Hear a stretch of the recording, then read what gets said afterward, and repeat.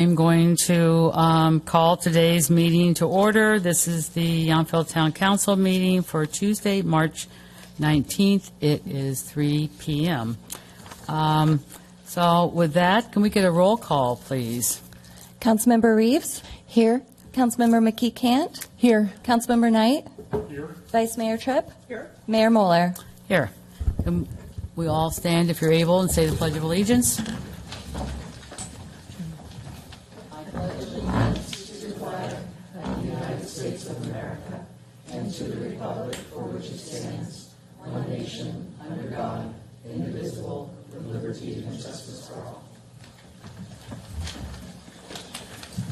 Thank you. And now I would like to get a motion to adopt today's agenda. And a second. Move adoption of the agenda. I'll second. We have a motion by Councilmember Reeves, a second by Knight. All in favor, say aye. Aye. Aye. Any opposed? Any abstain? That passes unanimously. Now it's time for council member announcements. The first thing I just wanted to mention, we on our ballots on May the 5th, we had Measure U from the town of Yountville, which is a GAN limit override. And the last time I checked the balloting, it was passing. I rounded up by, it's at 87%. They're going to have another, at 5 o'clock, another counting of the ballot. But this is an amazing number. Usually it's always been in the 70s or something. But just want to thank all the voters out there that realize that this is so critical for us doing our business and our income for the town. So I'm pretty excited. So that's my announcement. Councilmember Reeves. Yes, I have 3 announcements for everyone in the public. The first one is on April 23rd, the Napa Schools for Climate Action members are holding what I assume is a Earth Day event at the Napa Library on Coombs Street. They're going to have a discussion about their climate restoration program and ideas, and then they're going to show a film called The Climate Restorers. And these are the young women who came to give us a presentation, who are inviting everyone to this event, and they are pretty incredible individuals, and I think they deserve the community support to come out and see what it is they have to say, because every day I'm reminded that it's the young people who are the real action makers on this topic. So it would be really great to come out and support them in this endeavor. And then on April 1st, the daughter and the CEO of Minds to Vines are holding a memorial for Mike Gergich at the Yountville Community Park, and that's Monday, April 1st at 11, and they're going to plant a tree and dedicate it to his memory and his activities of just being a very special vintner in the area, but also his dedication to eliminating landmines all over the world, and especially in his home country of Croatia. So everyone is invited to attend that, and they would like the community to support just his memory of action and activity. And then on May 9th, the Picnic with a Vet has been rescheduled from March, and because they had a COVID outbreak at the Veterans Home. That Picnic with a Vet will be from 11 to 1 p.m. on Thursday, May 9th, and if anybody's interested in participating and being a host for a veteran, In that picnic, you can contact Irene Jenny. Her email is jennys, JENNYSRUS, @att.net. And you can volunteer to be part of that really, really fun community event with the Veterans Home. Councilmember McKee Kent. Thank you. I just wanted to give a shout out to 2 employees that were promoted this week. Neither is in the room, but certainly their management teams members are. Ashley Ray has gone from an administrative assistant to an HR analyst. And Garrett, is it Cooley, and Garrett Cooley is now recreation supervisor. Both have been here 7 years and applied for the jobs, and through their initiative, their loyalty to brand Yountville, and their smarts and talents, we're lucky to have them. And thanks to their leadership for keeping them on the team and giving them a place and way to grow. Vice Mayor Tripp. I just wanted to thank Beatrice and Hillary and the rest of the Parks and Rec Department for the fun event on the first Wednesday of March with the Station 12 fire personnel showing some good safety, and it was just a fun barbecue event. And I think it's going to happen every first Wednesday, at least this spring. Is that correct, Hillary? That is correct. Yeah. April 3rd. And thanks especially to you and Bea, who were cooking and serving. So thank you, as well as all the other staff. I will have to give credit to the Fire Station 12 firefighters for doing the cooking, but we're happy to be there coordinating and supporting. All right, thank you. Now let's move on. We don't have any proclamations or recognitions today, so it's time for public comment, and this is the public comment period for anything that is not on today's agenda. So if anybody would like to make a comment, you could just come up to the microphone, give us your name. Seeing nobody wanting to come up, I will go ahead and close public comment. Now, we have our consent calendar. We have 4 items. Can I get motion and a second? Move approval of the consent calendar. And I will second. So we have a motion by Councilmember Reeves, a second by McKee Kent. We're going to vote on this one.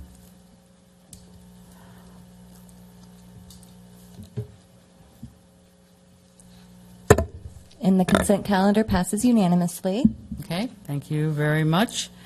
And we have no guest presentations for this evening, so our next item is a public hearing, and this public hearing is going to discuss approving a resolution for a proposed parlor room conversion and terrace addition at the Bartisono property.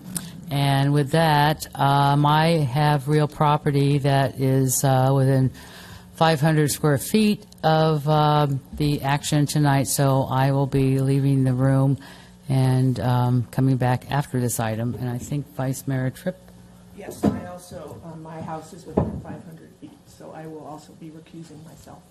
Okay, so with that, the 2 of us will be leaving the room and we'll be turning this item over to Councilmember Knight to run. Thank you. Thank you.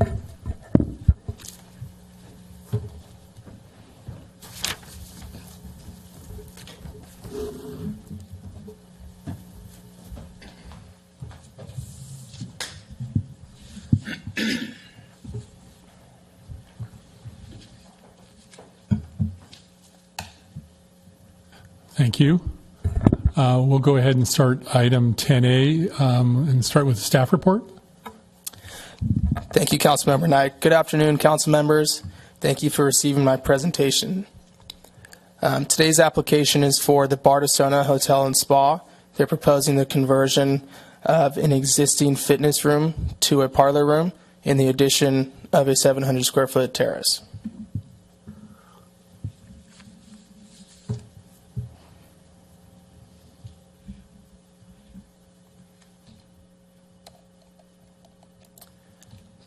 Thanks, Hillary.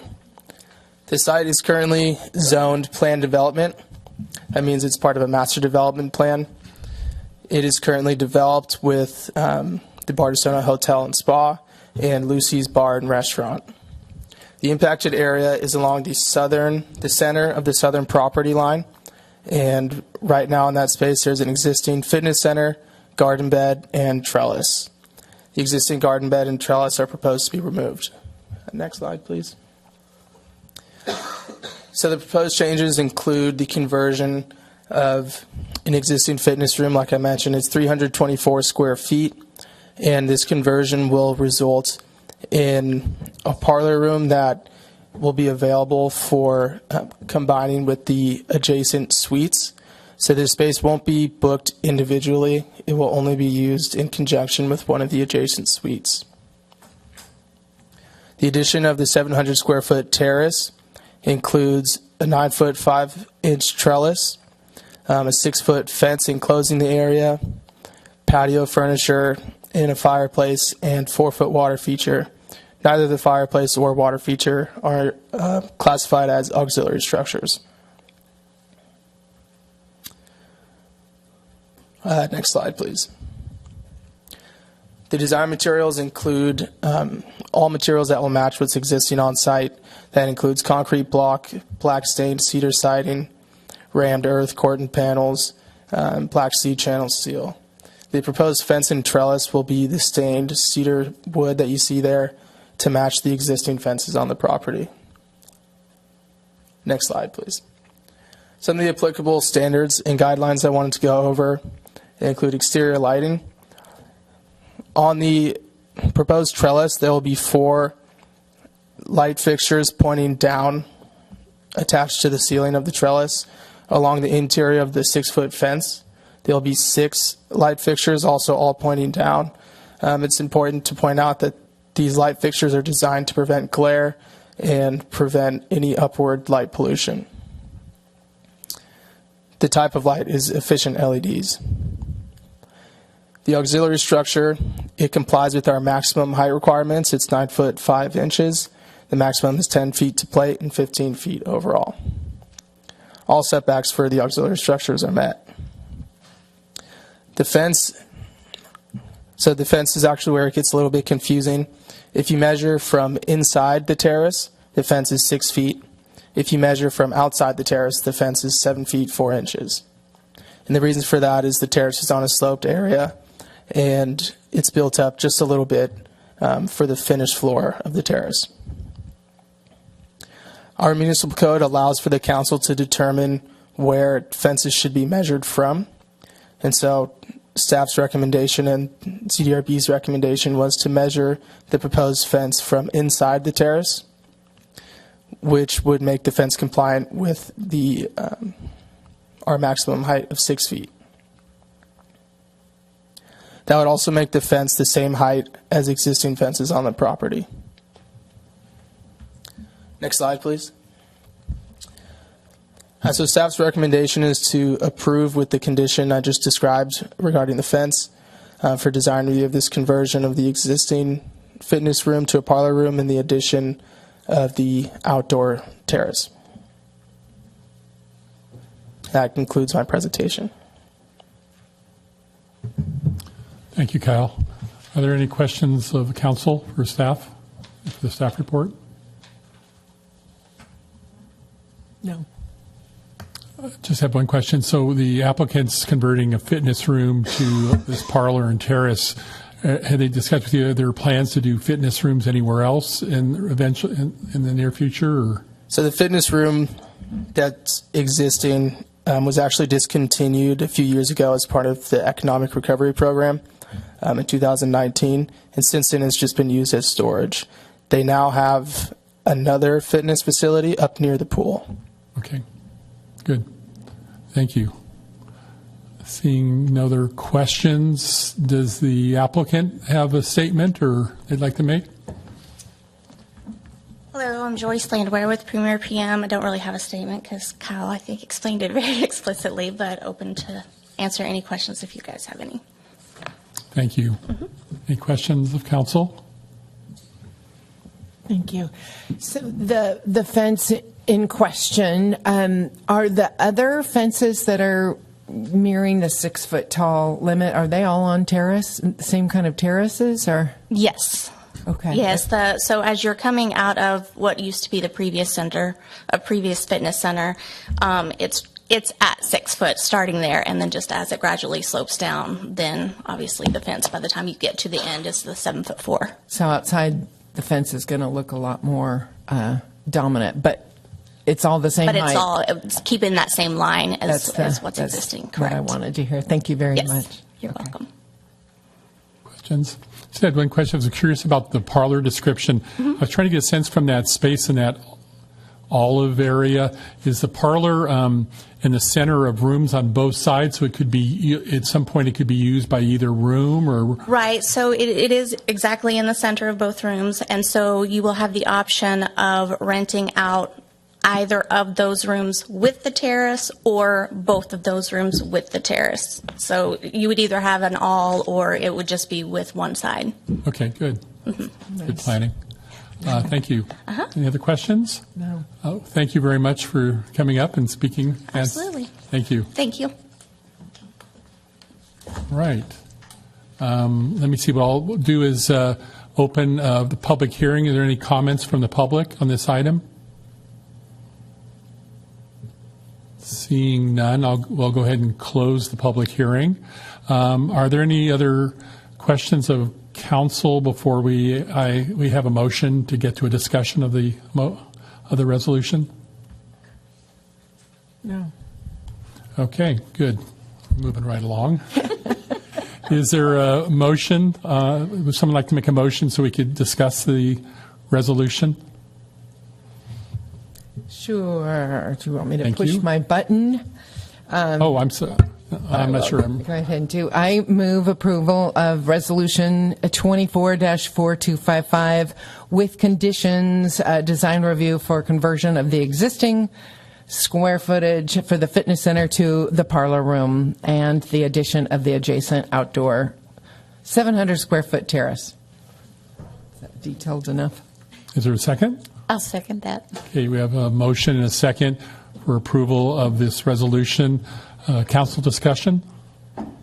I just wanted to say that I walked this area, and the same question about the fence came up, but in order for it to be visually consistent with the current and future look of the property, it feels like this condition is appropriate, and that the council is not in the business of telling businesses what their model should be and whether or not certain things are used for certain purposes. So I feel like this is a relatively small change to their existing use, and that it doesn't increase any parking or any actual numbers of people attending the hotel. I think there's very little impact generated by this request, so I feel very confident that this change will be positive for the business and will be negligible to the community. Thank you. I echo what Councilmember Reeves said, and know that everything Bartisono does is done with the highest amount of taste, and this add-on option for rooms will be really perceived well by clientele looking for, an outdoor experience add on to the room, and it'll help the bottom line of our TOT. Thank you. I support this resolution as well. I think it seems like just a smart change, and I do also appreciate that the Zoning and Design Review Board reviewed this. They made a recommendation for this design issue that the fences be there be level, and that staff follows that. So I think they made a good recommendation, and I support this resolution. So. Any other questions or comments? Or Okay, so we have a motion on the table and a second. All in favor? Aye. Are we using our vote? Okay. You can go ahead Good. and use the voting Thank you. system. All in favor? All? No negatives, so thank you. We're all done. Thank you very much. Sorry, it went by quickly, and I appreciate your all your comments. Thank you. Thank you for your time. Thank you. Thank you for coming out. Yeah. Good to see you. See you. Good to see you too. All of you. Would like a site tour. The mayor's missing. Good color. Thank you for your text. I appreciate the thought. Thinking you were gonna, race in and be like, what?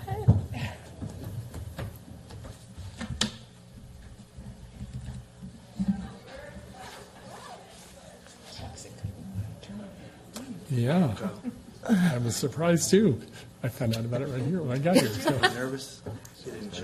But it was a fairly simple process there. No major changes to the site.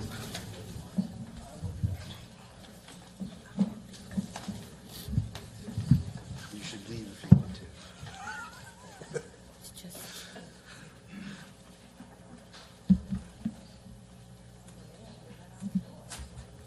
And Kyle. Oh well.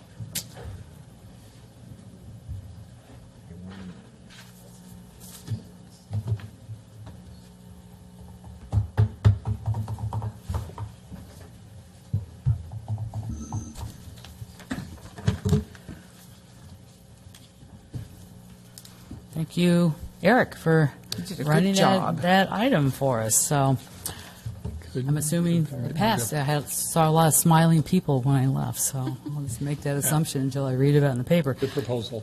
Okay. Now let's move on to item 11A.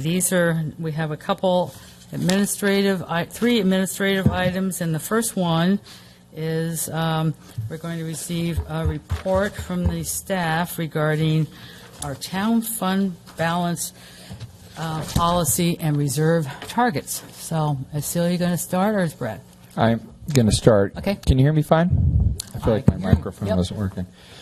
Okay. Well, good afternoon. Brad Ralston, Town Manager, along with Celia King, our Administrative Services Director. We're going to present what is really sort of the first, I'll say it's actually one of the small steps within the first big step to update our fund policy based on some of the comments that I've received, and we'll walk through all of those. But just so you understand, we started this, as you recall, back in December when GFOA came and made a presentation, in essence about potential risk to the town as we try to sort of right-size our reserve policy to make sure that we're prepared for anything unexpected, all the way from recessions through natural disasters, and also providing a sound policy for what savings are appropriate as we consider major purchases or one-time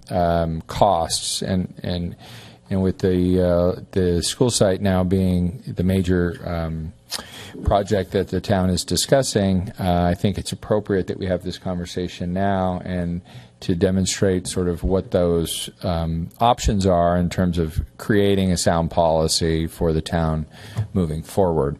So we will, this is the second, again, small step in the first sort of overall big step, and I'll talk through kind of what I view to be the larger second step in the last slide. But the last step of this process would be during your budget workshops. What we're asking this afternoon is to provide additional direction. We can then come back either one time or, if needed, more through the budget workshops. And then ultimately, when you adopt the biennial budget, the policy actually resides in the budget book. So by process of adopting the budget, you would also adopt the new policy. So that's the process. Now, the clicker was working, but if you can give me the next slide. Okay. So you can see the big bubble here talks about how the changes will promote clarity and understanding of our, what is, admittedly a very complex and sort of technical discussion when we get into fund balances and reserves. We used the term GATSB, which is generally approved, accountable. Governmental Accounting Standards Board. Thank you. So GATSB oversees how local governments account for all of their finances, and there's a lot of rules, and I think there's also a lot of jargon that we use, which you can read a little further in the staff report. But clarifying fund balance categories, and sometimes what you'll see, and we in the staff report refer to as buckets, which are different funds or savings accounts that we use to, have the money in the bank needed to weather, storms and all of the unexpected things I referred to, but also in some cases to save up for purchases like the school site. In other cases, really getting into very specific needs for pensions and other things that are needing to be funded, such that we can, operate properly. So you'll see that we have attempted to clarify that, and then we've also removed items that are not applicable, which we'll talk about. So in essence, what's being proposed in this first big step is to consolidate two buckets or two funds, which are the Emergency Reserve Fund and the Unanticipated Tourism Revenue Deficit Reserve Fund, into one general fund reserve. And you can see down the left column, these two funds that I referred to have different denominators or different things that we measure them off of. You have the 20% of general fund expenditures, which is the 20% policy for emergency reserves. And then you have the 25% of TOT revenues. So one's general fund expenditures, the other's TOT revenues. So when you blend those two off of the general fund expenditures, it's in essence 37%. That's off by 0.01 point, but it's 37%. So this is where I think it's confusing. Basically what your current policy states between those two reserves is that you should maintain 37% of your general fund expenditures. And this is both for emergencies and for concerns about the volatility that we have as a town that depends highly on TOT tax or tourism revenues. By combining those, you're able to basically have a general fund reserve that deals with both, because there is overlap as we learned through COVID, as we have a disaster or have some sort of incident. How does that affect tourism? So those things are sort of interrelated. So what's being proposed in the staff report is that you set a range between 30 and 50% of your general fund expenditures. As I said, the current blended target is 37%, and the current sort of fund balance of those two is roughly 41%. Is that accurate? So that gives you kind of where you're at currently. But then to further illustrate this, we created a bucket slide. So two buckets into one general fund reserve. And so, simply named emergency and TOT resilience are the two buckets. And then what I want to explain, which is another wrinkle to this that's important to understand, we will address this in step 2, is what we refer to as allocations. So you can see kind of the handle of the pail sort of acts as, or the bucket acts as an umbrella. And allocations are things that are in your budget, and you have several allocations, such as the budget contingency, which is generally 5% of expenditures. So that's different than a reserve or a fund balance, because this is what you have in your budget. So before we would even talk about, tapping into the reserves we're proposing, you would utilize these allocations or these other sort of budget contingencies. So that's different. And then as you can see from this cute slide that I'm very proud of, revenues is really what drives everything, right? So the more, as you create revenues, we have and I'll go to the blow up of what's in the staff report and kind of how we are proposing levels, I'll use that term, of this policy or this general fund reserve. And the first level in the green, which is referred to as flexible, is your unassigned fund balance. So I know we're trying to get away from Gatsby speak, but when you talk about unassigned fund balance, and the town is very aware of this because after the audit comes out, which is usually October, November time, you're able to see what your unassigned fund balance, and that's basically what the surplus or what the leftover is related to what was budgeted. Because in essence, because we budget conservatively, there's typically additional revenue and less expenditures, so you have a surplus or an unassigned fund balance. What's being proposed in this policy in the green area is that once you know what that number is, you maintain 5% of that in a bucket, but it's really a level of this, okay? So think of it as one bucket. But this is, another safety net that you have. Before you get into the yellow and red, and the yellow represents what we're referring to here is contingency. And I would ask you for today, we tried to use the GFOA report to sort of talk through the examples. I mean, we can talk about examples, but I think this is where, it's more about the policy in terms of like, okay, what does it take to get into each of these levels? And really the flexible stuff, as we're referring to here, is like a checking account. It's something that you're keeping. You have money in the bank, so if something comes up, it's sort of easy to access if you need it. If you get into the contingency, it's more of your savings account, and this would be maintained really for extraordinary events. If you propose to use the contingency level, I think that's when we have to really start having budget conversations about, what do we need to do to cut back? Because ultimately we want to get back to our targets, and we want to obviously get to the high end of the target, but the minimum target is the minimum for a reason, right?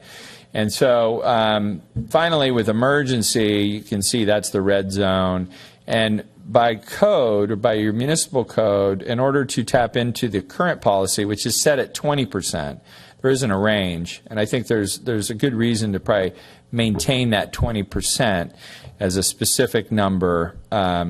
You need to declare an emergency, which Gary can share with you is a legal process that needs to, have the backup and has to be consistent with your municipal code.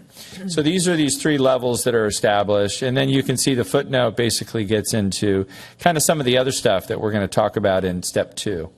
But these are more of the specific funds that have specific purposes, but that also provide stability or resilience for the town. So this was the last slide. Hopefully that made sense. I know that this is a confusing subject, but I wanted to at least kind of foreshadow what the next step would be, because we are in the process and we'll be in front of you in April with your first 2-year or biennial budget, okay? So we'll start talking about things that we can do off-cycle, which would be in next year's budget. So it's not like we forget about the budget in the off-cycle. It gives us the time that we need to do some of the hard work that will come with looking at this, the other specific reserves. Because ultimately, when you look at these things, and you see here OPEB, which is our post-employment benefits, and you see PERS, which is our unfunded liability, or UAL sometimes. You also look at facility repairs. This is major maintenance for our facilities. You look at our fleet and our equipment. At least for those last two, facility repairs and fleet, they are typically, in every my experience, is that they are funded through what we refer to as internal service funds. So these become sort of methodologies that replenish those funds. So it isn't a question that you have to address when you see your unassigned fund balance. This is basically money that automatically goes into those funds. But it requires a lot of analysis, and we will be budgeting for the expertise to come and help Celia and myself create what they call a cost allocation plan and all of the things that sort of need to be done in order to take this second big step. So I just wanted to share that with you because sometimes these things overlap and we want to have the whole conversation. But we've tried hard to simplify it and tried to make sure that these two big steps are understood. And I think at this point we're proud or happy that of where we're at, because I do think that this first step is important. And I think it's, at least what I've heard in the 9 months I've been here, kind of the source of a lot of the confusion. So with that, unless there's something to add, I know we're both available to answer questions and hopefully get the direction we needed to bring back a policy that makes sense to all of you. Thank you. Thank you very much for that. So now we'll bring it back to council and just ask questions. So we can direct questions to either our town manager or administrative service director. So you can hit your button if you have some questions. Vice Mayor Tripp. Thank you for the policy. I really like it, and I was a person who was an advocate of combining the two major reserves that we had, which I can never get the names right, but the unanticipated tourism revenue and the emergency reserve. And it's great news that as we sit today, those two reserves at 41% are right in the middle of the target range, which is 30 to 50%. So that's good news. It means those reserves were well set up, which the town, a nod to the current mayor and Eric and those who worked hard to make sure we had enough money. I had two questions. One, because you did ask for comments on the policy, and I only have actually two comments on the policy. You'll be happy to know. And the first comment is on the bands, the green, yellow, red bands. And I think what you're saying is those percentages embedded in those bands will be maintained such that the total range will be 30 to 50, but each of those bands, so let's say we started spending in the flexible, and maybe we were up at 49, so very close to the 50. So we were close in total, but we had spent down the 5%. The intention then would be to fund the 5%, even though we were very close to the 50%. Do you see what I'm saying? Yeah, I think I just want to make sure my question was clear. So let me try to. Yeah, I think that what you're saying is, when you have an opportunity to allocate funds into the bands or the levels, which is generally when you get your audited results and you have an unassigned fund balance, the staff would recommend, of course, that you aspire to meet your maximum targets. And in the band, or in the band. So in total, even though the total is well within the band. But this is why it's a policy. Like, you as a council, different than maybe future or past councils, may say, we're comfortable with 35%, but staff saying, hey, we aspire to get to 50% because that's obviously the maximum. So I think that's where it's kind of a policy call, but we would move the money around the bands. So like what I was saying, if the 5% band got smaller, we would just move, but in total we were still within the range. You would just move money up to the 5% band. Yeah, I think there's different ways to approach that. I do think that what I said earlier, as we were, thinking about this further and getting questions through the weekend, I think having the emergency set at 20%, which is your current policy, makes sense, because that's really where, you want to make sure you're at that number. And I don't think you want to get into like what you're suggesting, where do you want to move? Moving money between yellow and green to me makes a lot of sense. The object here. Yeah, but I think that I would advise, even though it's not in the recommendation, that setting a specific 20% for emergency is probably a good policy rather than a range. But other than that, then yes, between the yellow and green, I would tell you should aspire to meet your maximum targets. But I think that that's where the policy or the wiggle room is, and that becomes, as policymakers, your discretion. Okay. And then, so I noticed all the three bands require council approval, and you pointed out the red band requires an emergency declaration, which is, I guess, a process under the Muni Code. And then you mentioned, which I think makes a lot of sense to me, that should we ever issue bonds, which isn't a process I've been through, but I've looked at a lot of municipal bonds, and I know they want to be sure the money is there to make the debt payments. So they want to be sure that there's reserves available that aren't just going to be willy-nilly passed by the council spending, right? I mean, I think that's the point. So my question is, if that's true, since all of these only really require council action and there's no external measurement, would it be appropriate to have the emergency be a state declared emergency and a town declared, or a federal emergency and a town declared, so that, again, we're out of the box of just the town acting? And maybe that's how the Muni Code works. I don't know. But it seems to me if what potential lenders and bondholders are worried about is the council gets together and decides to just start spending, I mean, we could do that on emergency too. There's no external event that verifies it. Do you understand my point? Should it be relate to a federal or state emergency? Again, I mean, Gary can opine at least or advise on the definition. To me, it's a policy decision. I think it does put more constraints on your ability to, if you're waiting for the state to declare something. And you see oftentimes, like what we're dealing with, you approved earlier, we have this ongoing emergency declaration for this water pipe that Public Works is trying to fix. I mean, that's in essence so that we can get external funding to come in.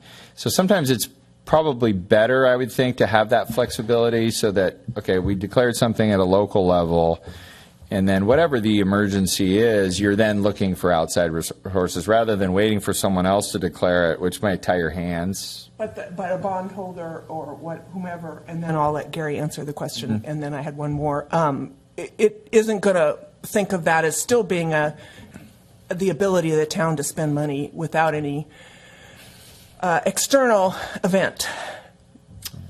So yeah, well, a declaration of emergency can be declared by the state, obviously, or by you independently. It doesn't require the state to do it before you do, and you have the authority, this council has the authority separate from what the state or the federal governments do.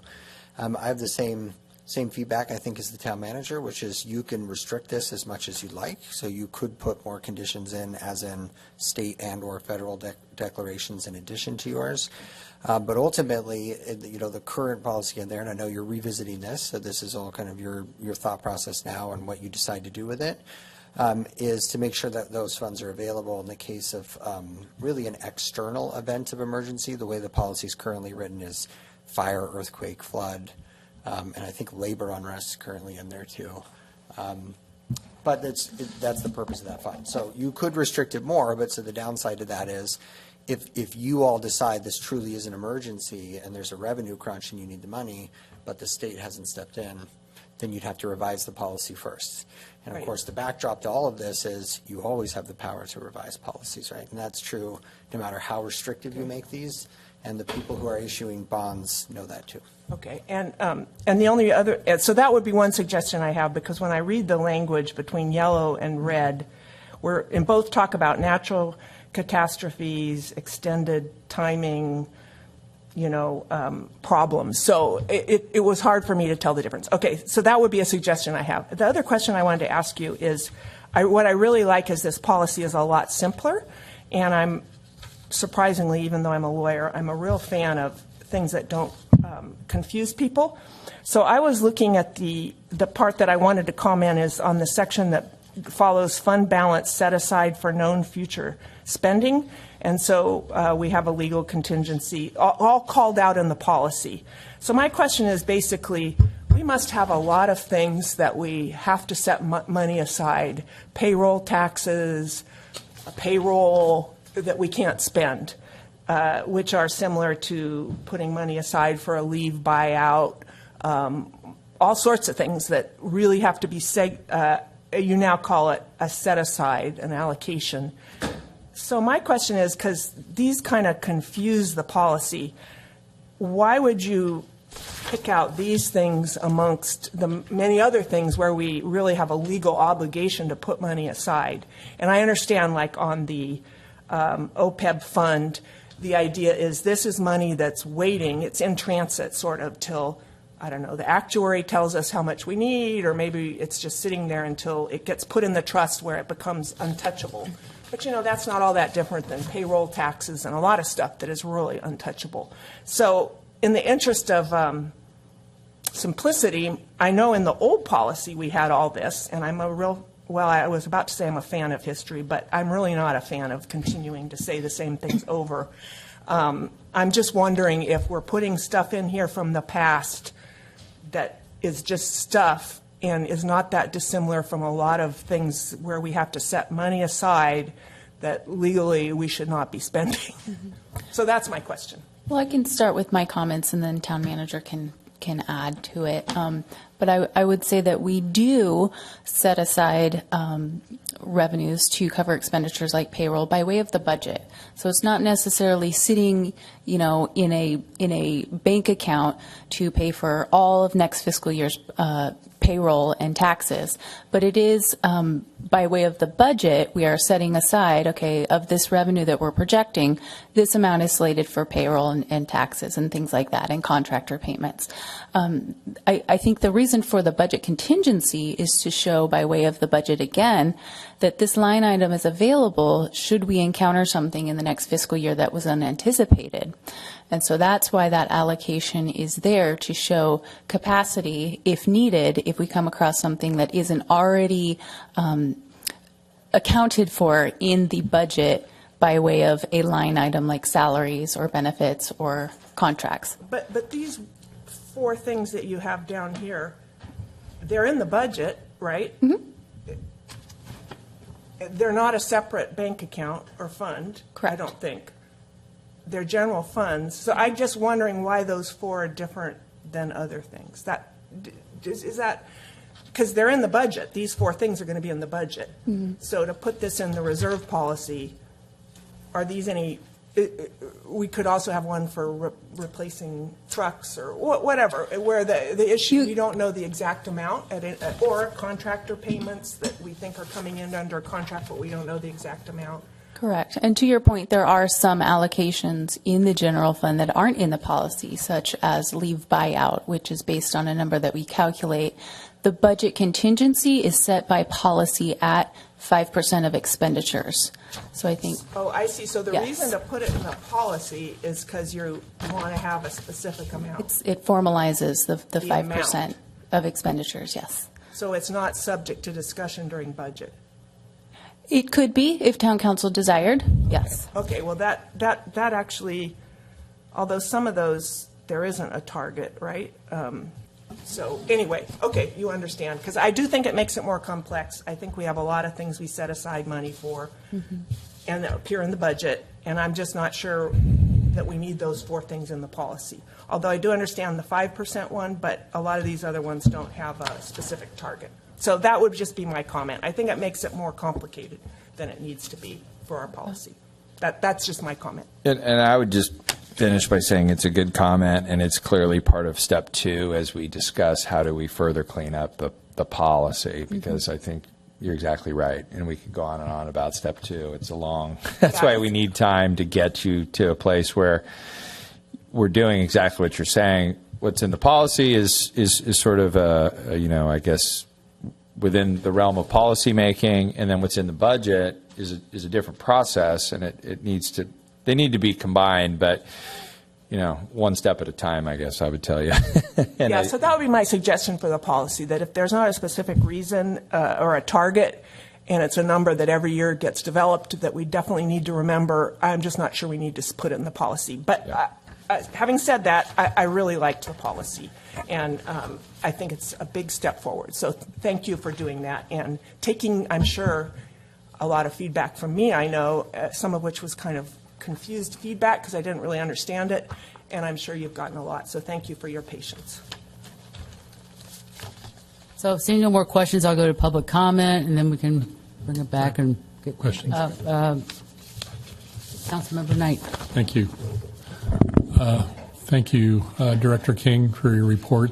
I just think I want to initially just say I appreciate what staff has done, hearing council concerns last year and spending this time. So I appreciate Director King, your administrative services staff, town manager, for putting together what I think is just going to be is a much clearer policy for the councils and the community, because I also think it's just going to contribute to a better biennial budget process, because I think the council did a very good job in the past when they started creating buckets, but for now long term, in terms of with our financial investments with the Yountville Elementary School process, and having this budget, the general fund reserve organized in this way, I think will help. And so I guess I had some of the same questions that the Vice Mayor had in terms of, like, with the budget and legal contingency allocation. I talked with the town manager this morning. We have this range between 30 and 50. Why not just include budget and legal contingencies into this, the general fund reserve, and raise the minimum to 35% or something? But I understand where you're at in terms of, in essence, what we have is whatever ranges that you'll come up and recommend. Having this budget and legal contingency allocation outside just means we have an extra 5% that we get to before we jump into the general reserve fund. So I look forward to, as you go through this process, looking at, how we deal with investments like the fleet, and find ways to basically allocate those funds in a process that we're not every year with unallocated funds just dropping money in buckets, that we have a process going forward. So thank you for the work you've done so far, and I look forward to as you work through the process that we clarify, and I think it's going to be very helpful to the council and the community. Thank you. Thank you. So do we have any public comment before we bring it back and Mr. Public? see none? Okay, thank you. So I don't see any lights on, so maybe I'll kind of start with some thoughts that I have. So I took quite a bit of a deep dive into all this. I'm also very happy that we're putting these two together with a very simple name, the General Fund Reserve, and I think that is great.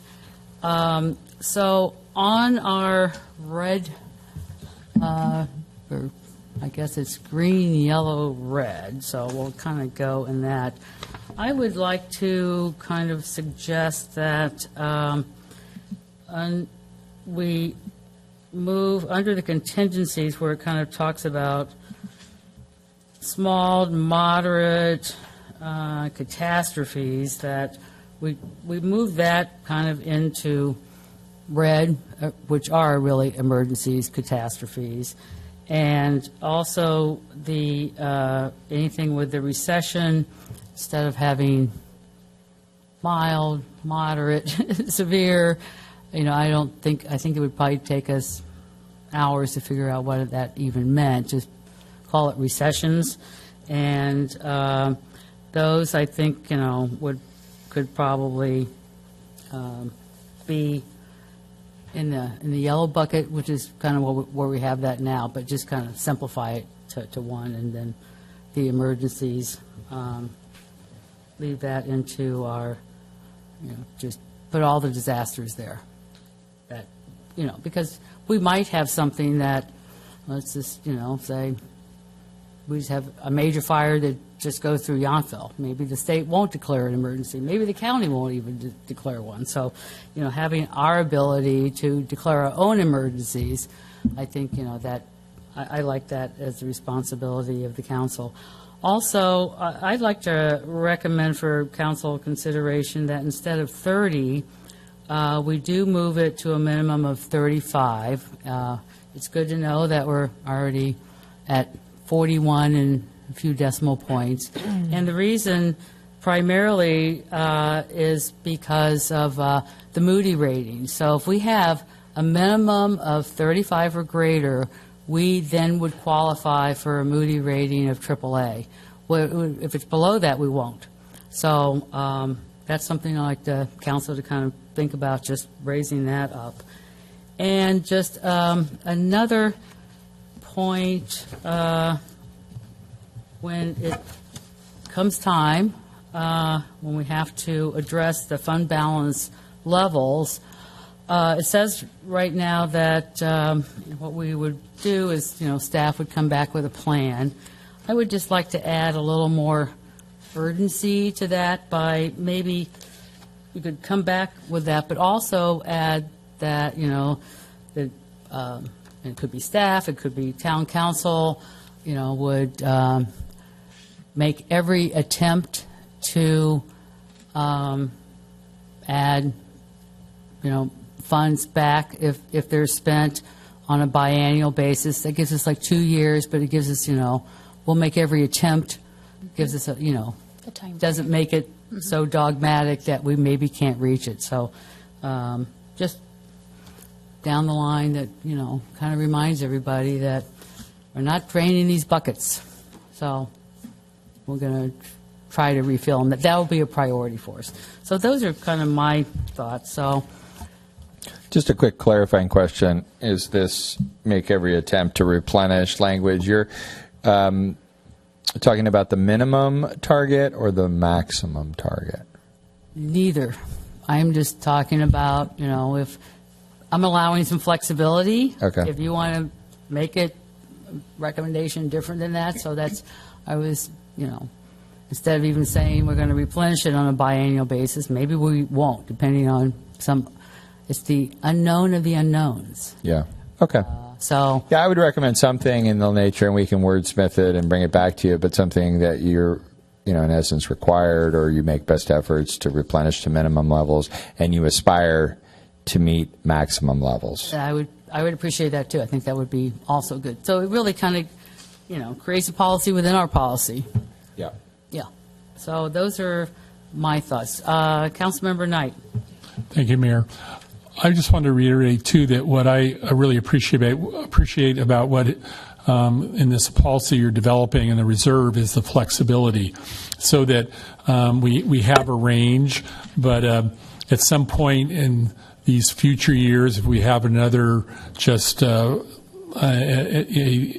big increase in TOT that exceeds our budgets, that this plan you talked about in the report about how funds, if we're above this 55%, whatever you recommend, that we could potentially put the money in capital projects, Capital Projects Fund 50. So what we're doing in essence is letting staff know, and our staff has always done this in the past when a project was moving forward and we had a capital project budgeted for year 4, but we were doing something in year 2, they would bring it forward. But if we have the ability to put excess funds into the Capital Projects Fund 50, then we'll use money for needed capital projects potentially sooner. And I think we're better off if we can do our CIP projects sooner. It's better for the community. It's a better investment. We're saving dollars, and I like that flexibility that you're presenting in this policy. So thank you. Yes, I do. Can you wait till I go to them? I actually was going to suggest that, yes. Okay. I'm sorry. Yes.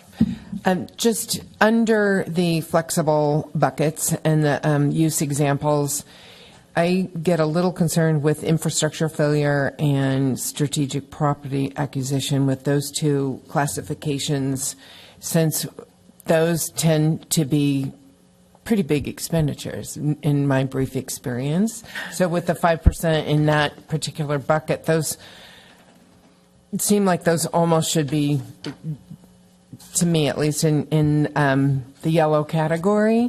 For me, like the sales tax variance, it's coming in a little bit lower, and grant matching opportunities, it seems like those fall in line with a checking account for me and just to cover things. But once we get to infrastructure, it seems like that's a bigger ticket item. So that was just my takeaway. Is 5% enough there? Is that a question? Would you like to have that addressed by staff, or did I comment? I saw some nodding. So, your thoughts? I guess. Yeah, I mean, I guess my reaction would be that makes sense to me. I think that, I think we're all, at least from a property acquisition, thinking about the school site, but I do think there are sometimes small opportunities to, do an acquisition rehab of a house, and even houses around here. Well, I know, but there's sometimes, I think the point, and you're helping, I think, and I tried to say let's not focus too much on the examples, because this was more of the GFOA report that we translated into this chart. But I think as we talk about Yountville, we can talk about, and I like, as an example, like, okay, one is for disasters, one is for recessions. I think, I would say, I think property acquisition, this is where the range is really important, because if you're at the top end of the range, let's say you're at 50%, and there's some opportunity, then you can consider using that to get to the bottom or the minimum range, where you say, okay, yeah, we're comfortable going to the minimum because we have an opportunity, whether it's a grant match or. So I think that's kind of what you're saying, and that the green really should be more just for, in essence, like cash flow type issues that might come to bear. So I think I agree with you. I just am trying to not try to get too specific, because sometimes you don't know what you don't know, and then all of a sudden something comes and you're going to say to me, can we afford it? And then I'll say, oh, well, which color are we talking? So I think I'm trying to, I think to the mayor's point, create flexibility, but I do think the policy is important for the community to understand of how do the policymakers sort of envision how we would use these levels of our reserves. So I guess this is me a long-winded way of saying, yes, I agree with you, but I do think you don't want to try to be so specific about what use goes into what color, because it may depend. I'm so literal. Okay, thank you. So I have a question on that. Do you not want any feedback on this one table in the staff report regarding uses, or are you going to come back with? No, I appreciate that, what you've said already to date, and I think we can refine this table, and we did insert the table in the proposed policy because we thought it was useful, but I think I would make it less prescriptive the next time around and more general, so you do have that flexibility. But let us talk about and kind of play around with the wording before we come back. I just don't want to try to do it right now because I'm trying to hear you all. Okay, got it. Crossing off a couple things. Councilmember Reeves. To that point of flexibility, I want to reiterate what Councilmember Knight was saying, that oftentimes the easy decision is, we'll put that in a savings account versus spending money that the community desires us to spend.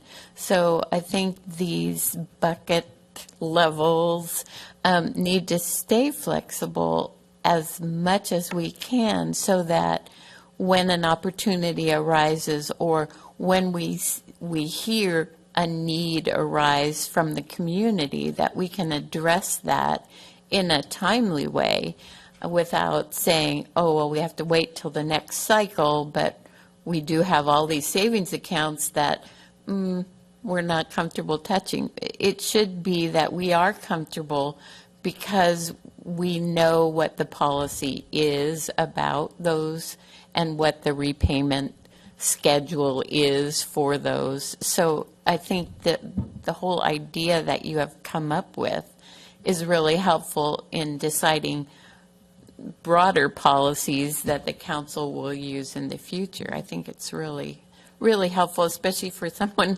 like myself who is not a budgeter. Thank you. Okay, so before we go around to our second round, I'm going to ask everybody.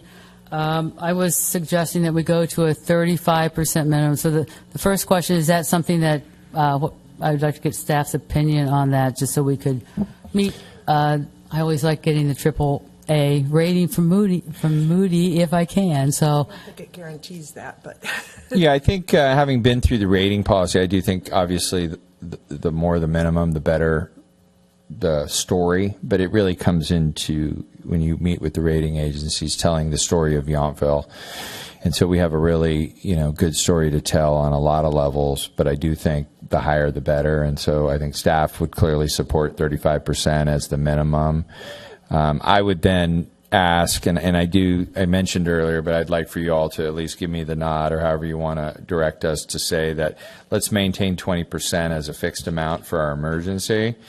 And if we maintain 5% as kind of the green, then the question, for you all is what's the range for the yellow? And if the range is, I guess, 15 to, what would it be, 25, that would give you a overall range of 35 to 50, I think, if I'm doing the math right. Mm-hmm. And I know we would feel completely comfortable with that. And I think it also simplifies it so that as you're looking at targets, you're kind of focusing on that contingency portion of, okay, do you want to go up to 25 or are you comfortable with 15? Where is your, and this is where I will tell you, and I mean, we're doing this as we speak, but in a year or 2 years, 3 years, 4 years, the council may feel differently, right? And this is where having a range is useful because you have some that may say we want to be at maximum and some that may say we're comfortable at minimum.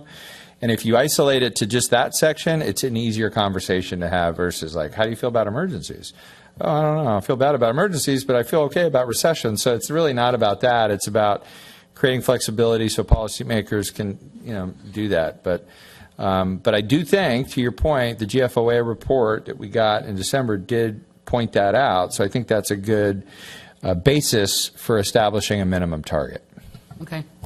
So, because what I'm doing is kind of taking notes and we go kind of back around. So, and I'll kind of remind you, but that was, so I have so far, seems like everybody is support of the overall concept. So we don't have to deal with that, but we can weigh in if you'd like on the 35% minimum and kind of beefing up the staff plan for replenishing versus, something we're really going to strive to replenish and, maybe make every attempt over whatever period you think is probably reasonable, predicting the unknown that we don't know. And then the green at 5%, I'm just throwing this out because it adds up. We all agree on all this, but Well, these are your ideas, so, yeah. Well, it's a list, and so we'll go back okay. around, and everybody can talk about it. And then the green at 5%, the yellow 10 to 25, and then the emergency, catastrophe, disaster, whatever we end up calling that, at 20. So, okay. So, Vice Mayor Tripp, you're up first. Would you like to make additional comments or address what we have on our list? Some of both. I would need to think about the 35%. Not totally against it, but I'm not quite there yet. So I still struggle with these bans, and in my mind, it would be a lot easier, because this is a general fund reserve for all these types of events, just to focus on the total reserve, that we have 35 to 50%, and not struggle so much with the bans. I would just have a general fund reserve. And I find sometimes on policies, when I operationalize it, I understand it better. So let's say we were at 41%, but we had bought a little house because we had a property acquisition. We spent $2 million. So, and this gets to this question of replenishing, because we have a range, 35 to 50. So then and let's say that took us down to 39. So then does the council have a discussion about whether we should use some unassigned fund balance that emerges after the audit to either replenish the reserve, let's say it's now at 39, so it's still in the range, or use it for, say, a project to, I'm just going to pick something out, to finally build a really big shade structure on that piece of cement over there by Oak Circle. How would that, is that the discussion we would have? Because when we talk about replenishing, it's a good discussion, but it's not as if we have a fixed target that says, okay, you spent $2 million, you got to put that back and not build the shade reserve, the shade structure. So I guess so I have 2 points. One, I would not focus so much on the bands and the percentages, but just the total reserve. Again, this is money that we won't be spent except for a large number of purposes, all of which could encompass all 3 bands, and we can't go below ever 35 or 30%. So we get that. But so is that the discussion we'd have about replenishing it when we came to whenever it is we looked at what we used to call unassigned fund balance, whether we replenish that, and would we have a policy that says we must replenish it if it's still within the range, or what would the policy say? I don't want to get into a specific target because we must have 40%, or do you see what I'm saying? That was the point of the range. I do. Let me see the right way to. There's probably a few answers to that question. I think that when you talk about replenishing, I do think having a policy, and it is typical for reserve policies to have a replenishment policy.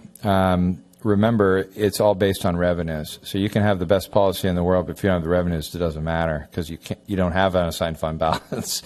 So you're presuming it because it has been the pattern here, and historically you've had that. So under the historical context, yes, it's exactly what you're suggesting. That you would have that conversation. Okay. Yeah, and I think if the policy for replenishment suggests that you make best efforts to meet the minimums and you aspire to meet the maximums, I think making best efforts to meet the minimums does, first of all, assume that you can dip below the minimums, right? Because otherwise you don't need to replenish. It's like you never have to deal with the issue. But there are instances, this is why there are reserves, that you do go below the minimum levels because of a catastrophe or a severe recession. So I guess that's where I would tell you this is the whole point of it. But I think typically, yes, if you're the scenario that you outlined where you're going from 41 to 39%, you all of a sudden have an unassigned fund balance, we would probably come to you with options to say, if you want to meet the maximum, you'd have to put $2 million of the $3 million that's available into, the bucket. I'll just call it that. Forget about the bands. And then you're at 50%. And so that's an option. Or you could put it in Fund 50 because there's capital projects you want to build. Okay. So you have that option at that point as long as you're in the range, right? Okay. And I totally agree with the idea we should always replenish to the minimum. That's the point of the minimum under the policy. That part I got. It was just, what do we do if we spend a little money and now we're a little bit in a different part of the range? Yeah. Okay. And so those were my, excuse me. Just to add, I think there was some language, I forget who it came from, but there was a possible suggestion of adding language to the policy that said that council would aspire to reach the max, which means you aren't required to get to the max. You are within the range, you meet the minimum, and then if you do use some of that, then it would be town council's prerogative to either replenish or leave it at the range that it's at the level that it's at. So does that aspire language then say the council has an intent? And this kind of gets to some of what Pam was saying, because part of my thing on this policy was we neither have too much money nor too little money. And sometimes, there could be concern, not since we bought this property, but that we weren't using town money to benefit the community. We need to use town money. Okay, so does that aspire then say that the target is really 50% and not 35%? Because I don't know that I would agree with that. The aspirational what are we aspiring to? Well, again, this is why the range is helpful, because I think it depends on you as policymakers, individuals, and then ultimately as the group, right? And you would hope to aspire to meet your maximum, but I do think, you should, and I don't know the language. I was kind of writing, make urgent efforts to meet the minimums, if you dip below. But what about the maximum? That's what Yeah, I'm I think, asking again, you. it's aspirational. So this really gets into your discretion about options. And I think if there is a capital project that really feels like you want to do it at that time, then it's your discretion. Then you decide to put it in Fund 50 and you accelerate the CIP versus meet the aspirational maximum. So that's... Well, and so one of my questions to the group on Margie's list is, do people want to really aspire to 50% of the general fund revenues versus staying in the range and annually looking at that? Because those are two different things. Because I take a statement that we aspire to get to 50% as being what it says. That's really what we aspire to. And if I set a savings goal, I would generally try to meet it. I don't personally know that right. Anyway, so you heard me. Okay, so with that, I have my list. Would you like to add something to the list? Not add something, but I think add to the discussion a little bit is the fact that in this last unanticipated major thing called COVID, we didn't take anything out of the reserves to meet the needs of that issue. So when we talk about increasing minimums and having a 50% of our normal budget amount as a reserve, that seems extreme to me. I don't understand the fear factor or the plan factor for having so much reserve. But I do understand the idea of a savings account for future use. Therefore, the green band could be more of a savings account, not an emergency reserve that is triggered by some unusual circumstance. I understand about saving for what we might do for the yes property, but to put it in a fund that requires us to replenish that is just a savings account, seems a little bit extreme. And I don't know if I just messed up the bands, but I just feel like we've already gone through a huge issue and didn't use reserves, and stating that we aspire to a huge amount of reserve seems unnecessary. But saving for things we want to do, that's a different question. And I'd like to comment on that, just on reserves as a whole. So I think, first of all, you've heard me say this, and probably everyone knows, Yountville is quite unique here because we have reserves. So I just read something today on, I think everyone gets the public CEO. Sebastopol is getting ready to declare an emergency because they've run out of their reserves. I'm not going to go into the details, but it does really happen. And, other cities just to the north of us, they can't fix their sidewalks. They can't fix their infrastructure because they don't really have, these types of things to go to. So all those things, are kind of here. So these are really,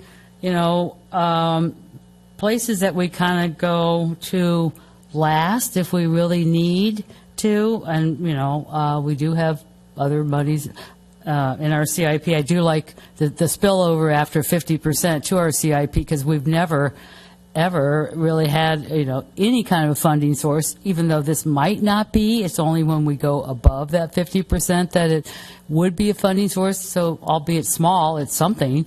So that's always something we've been able to kind of keep up with them because, we do have good, TOT. So we're really kind of in a unique situation, and because we're unique, it's, we depend so much just on TOT and sales tax. So it's not like, other places that, get routine property tax in all the time. So they already usually know, unless there's a big downturn in real estate, that, they can run their cities and towns. And also, I kind of look at it, it might be a big number, but our, and I'll just say this is based on our expenses, which are about 11 million. That's not a big number. So when you really kind of, look at this, it's talking about in the whole bucket, it's like $5 million. It doesn't go very far. So I do like the idea of reserves, but I think some of the other stuff that we would, like to do are things that we can usually rearrange some of the stuff in the budget and say we want to do this, and okay, that shade structure maybe we'd like to do. Maybe we don't do it this year. Maybe we do it next year because we've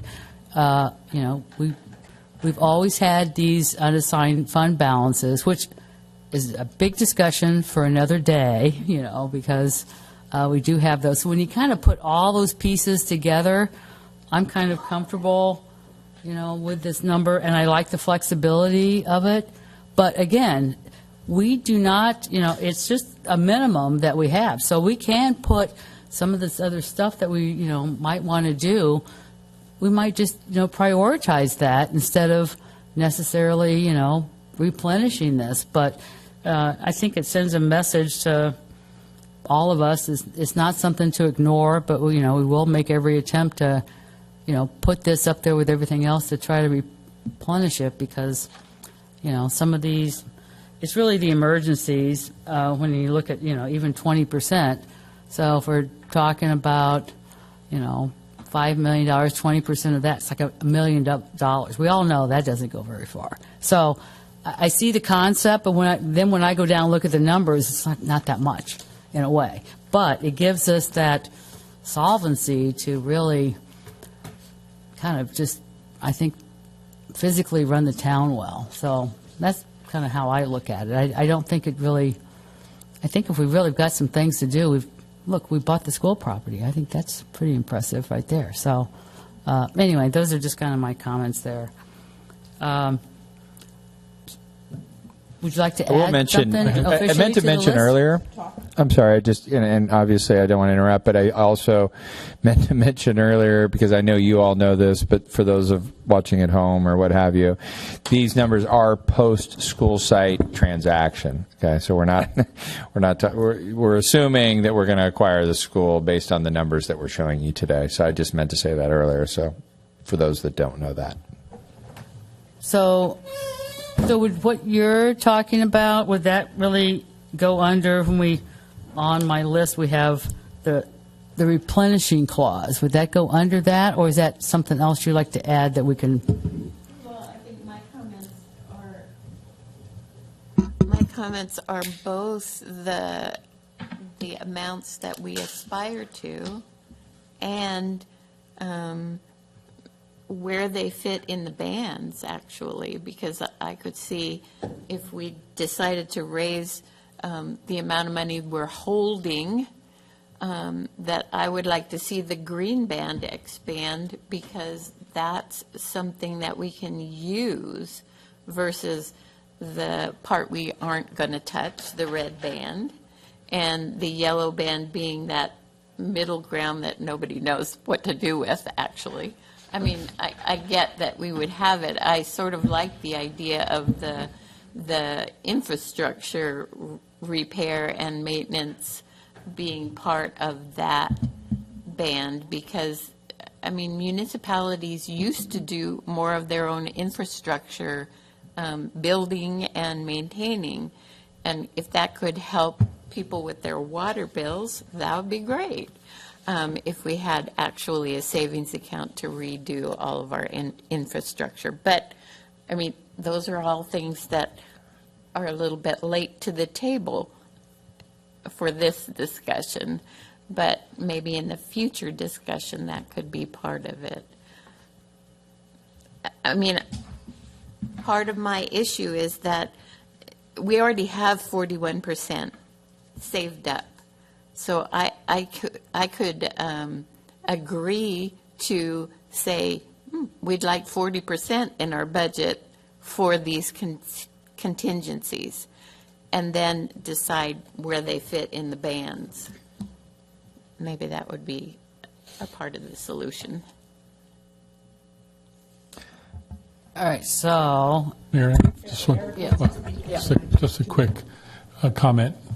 So if that's okay. Thank you. I guess one of the things that I see is that we don't have an opportunity yet to see how this process will benefit us, is that we're really going into a biennial budget process. And so from my experience in this council and previous councils, in a one-year budget process, we would spend a lot of time. There's a lot of work that has to be done with the annual budget, but CIP, capital improvement projects, would come at the end, and we'd have just not as much time or energy to deal with it. With this biennial budget process, on those off years, there'll be time to talk about CIP, and so I think this general fund reserve policy is great, as I mentioned, that will contribute to a good discussion with the biennial budget. But I think I kind of aspire to what the Vice Mayor was talking about, is that let's not necessarily focus on creating three buckets within one bucket. Let's have one bucket, and then with this expanded budget process, then we're talking more in the future about what it really means to have a CIP budget.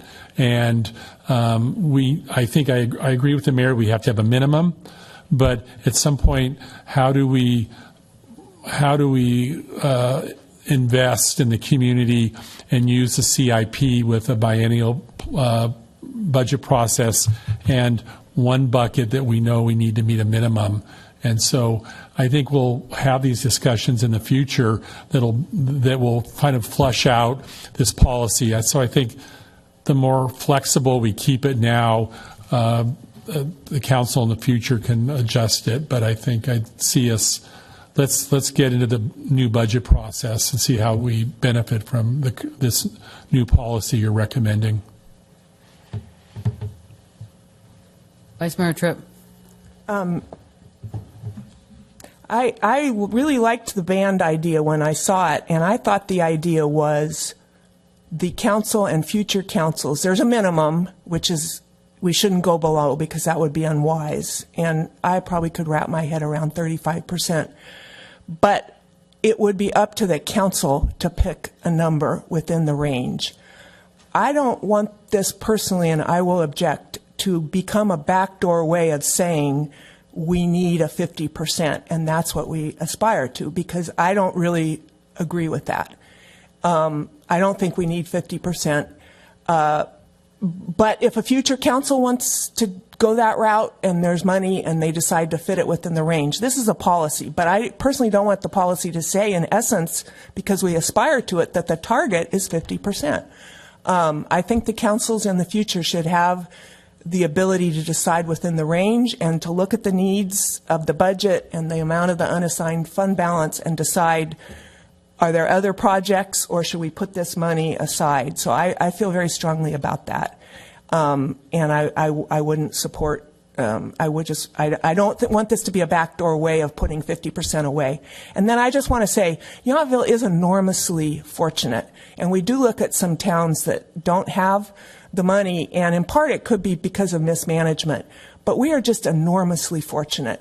When I ran, I did a little back of the envelope calculation of the revenue per resident for Yountville and looked at the other towns. We have, it's just nobody has the amount of revenue per resident that we have. And so we should be good managers, but we should just recognize that we have this money through some good fortune also. And also, not only do we have few residents and an enormous amount of revenue, you might say, well, we have a lot of streets to cover because we're a huge area. Well, that's not true either. So, we just have to recognize, yes, we could get hit by a meteor, but we have a lot of good fortune. And so I guess I just don't want to bash the other towns. And it's not just property tax. If you look at what our property taxes are for the residences we have, I would bet it's much higher than other on a per residence basis. We have really good property tax, but we're just a really small town. But, if times got tough, we might have to cut back. And I think we just have to recognize that. Anyway, my main point is I don't go with the 50%. I don't want to have a backdoor target of 50%. So I have a question on that. I think I kind of know the answer. Our policy in the past, we only just had minimums. We never did a range. So the emergency reserve, what was that minimum?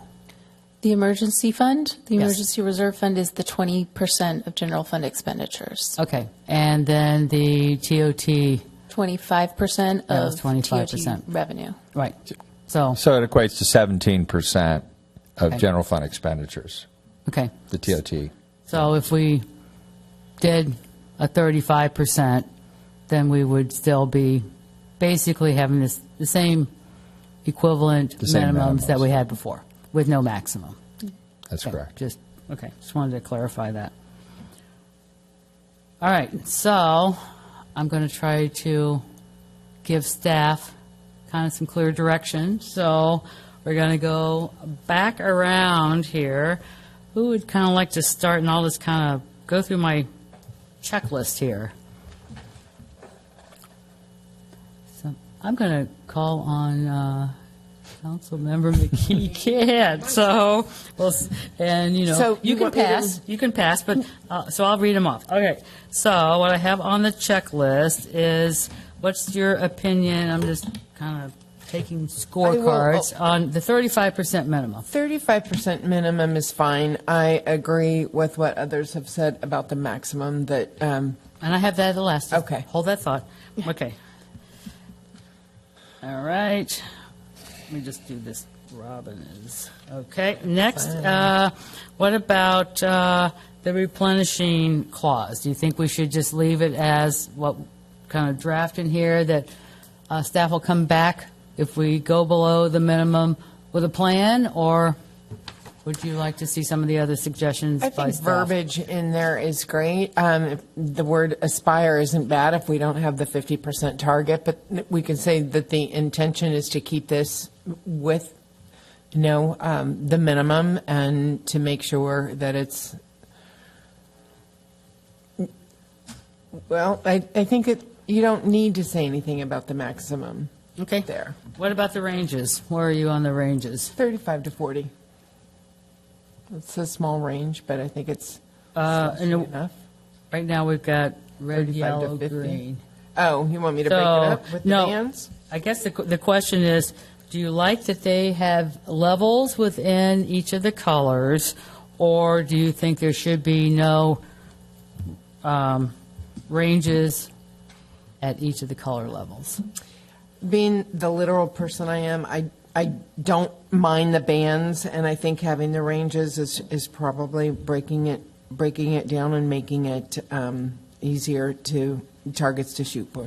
And aspire to 50%. Oh, I guess the real question now is, do you want a range, or do you want just the minimum? I don't mind a smaller range. I think 35 to 40 is kind of small, kind of tight, but I don't want to go to 50, that's for sure. I agree that the residents, rather than having several million in the bank, want to see some improvements being made. Okay. So, I'm a smaller range. Nobody's turning the light on. I'm going to Pam. If I can just, point of order, pardon me. Sure.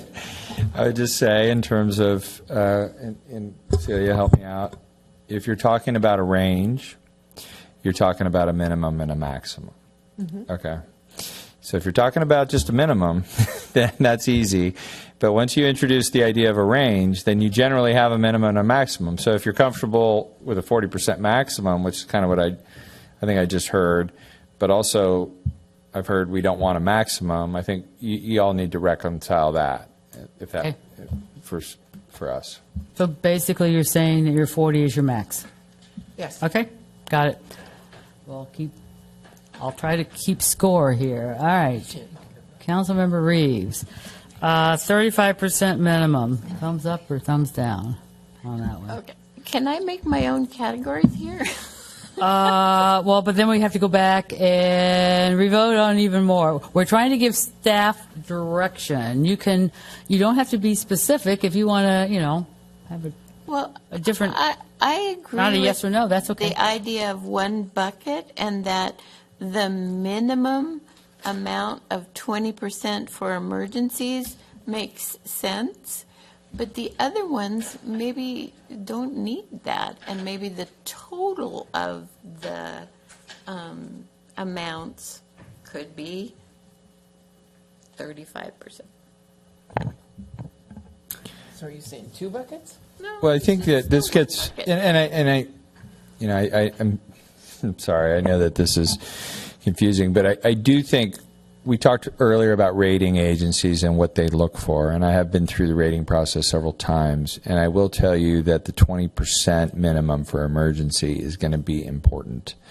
Okay, so that's kind of its own band, or I was calling it level. I think you can blur the yellow and green, okay? To me, that is not like, the only reason we introduced those was, and I think I shared with you all, at least through the briefings, when you get the unassigned fund balance, sometimes there's been a pattern historically to allocate it all, right? It needs to all of a sudden go into whatever buckets are available. And I think by keeping 5% of it in the unassigned fund balance, it gives you that flexibility, and it also is a good practice. But you don't, in purposes of this conversation, necessarily need to distinguish yellow and green.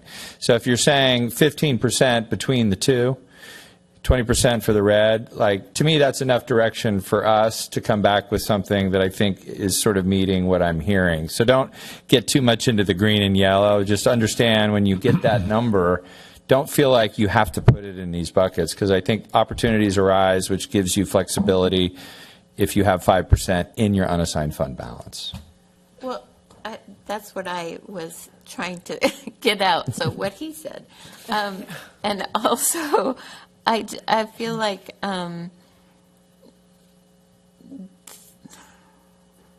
the maximum amount is also determined by how much income we have, right? So, I mean, if we don't have the income, we're never going to reach the maximum. But we also have built into our regular budget the 5% contingency that's always there, as well as, your expertise in trying to decide what needs to be done each year as our regular budget items. So I feel like the 35% is way enough for the total of this fund. Yep. That's my 3 cents. All right, so Robin's at 35, and Pam's at, okay, you would like to go next? Thank you. Thanks, Good, I Mayor. love volunteers. I appreciate the clarification you just gave us, because what I generally, and I think for the community, that they have to realize this is really a first pass at a policy that is important for the community and hasn't been really discussed ever. So it's good policy. It's good discussion. I think what I'm hearing, what I feel, what I would recommend is that we have a minimum and that we don't have a range. So we have a minimum of 35%. We plan to meet the minimum, but we recognize, and as the town manager said, that we have a 35% minimum that's really reflecting that the industry requires us to have a 20% emergency, and so maybe we have a 35% minimum, 20% is emergency, and in my mind, the green and yellow kind of go away. It becomes, it's not blue and yellow. If it was blue and yellow, I could say it becomes green. Sorry, but so I think that's where I'm at. 35% minimum, plan to meet the minimum, and just planning in the future that we'll have these conversations about how CIP really blends into this whole concept as we plan for year to year. And was there another thing I missed? Well, I think you said it, but you like the level of 20% for the red. 20% for the red sounds to be like Then what you we should want to require. blend green. Yeah, and so whether if we have a And yellow. flexible or contingency or that just goes away to one term, if there's 15%, it gets us to a minimum of 35. We have a plan to meet minimum. We don't have a maximum because I think we should talk about CIP instead of having a maximum. And But you can't then, have 35% if that's the minimum. We're at the minimum. So well, no, these well, are we have 20% sub-ranges. emergency. We have our 35% minimum is the math is 20% emergency, and then the balance is the 15%. With an understanding, we have another 5% outside of this in our budget anyway. So we're really Okay, I see. talking about 40% in essence. Okay, But I see what you're saying. Okay. and was there something else you asked for? No, just a replenishing clause. No, I don't think we should have a replenish clause. So.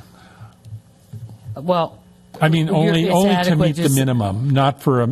I think I'm leaning towards not having a range, having a minimum, and a plan to meet the minimum. okay, so there'll be some.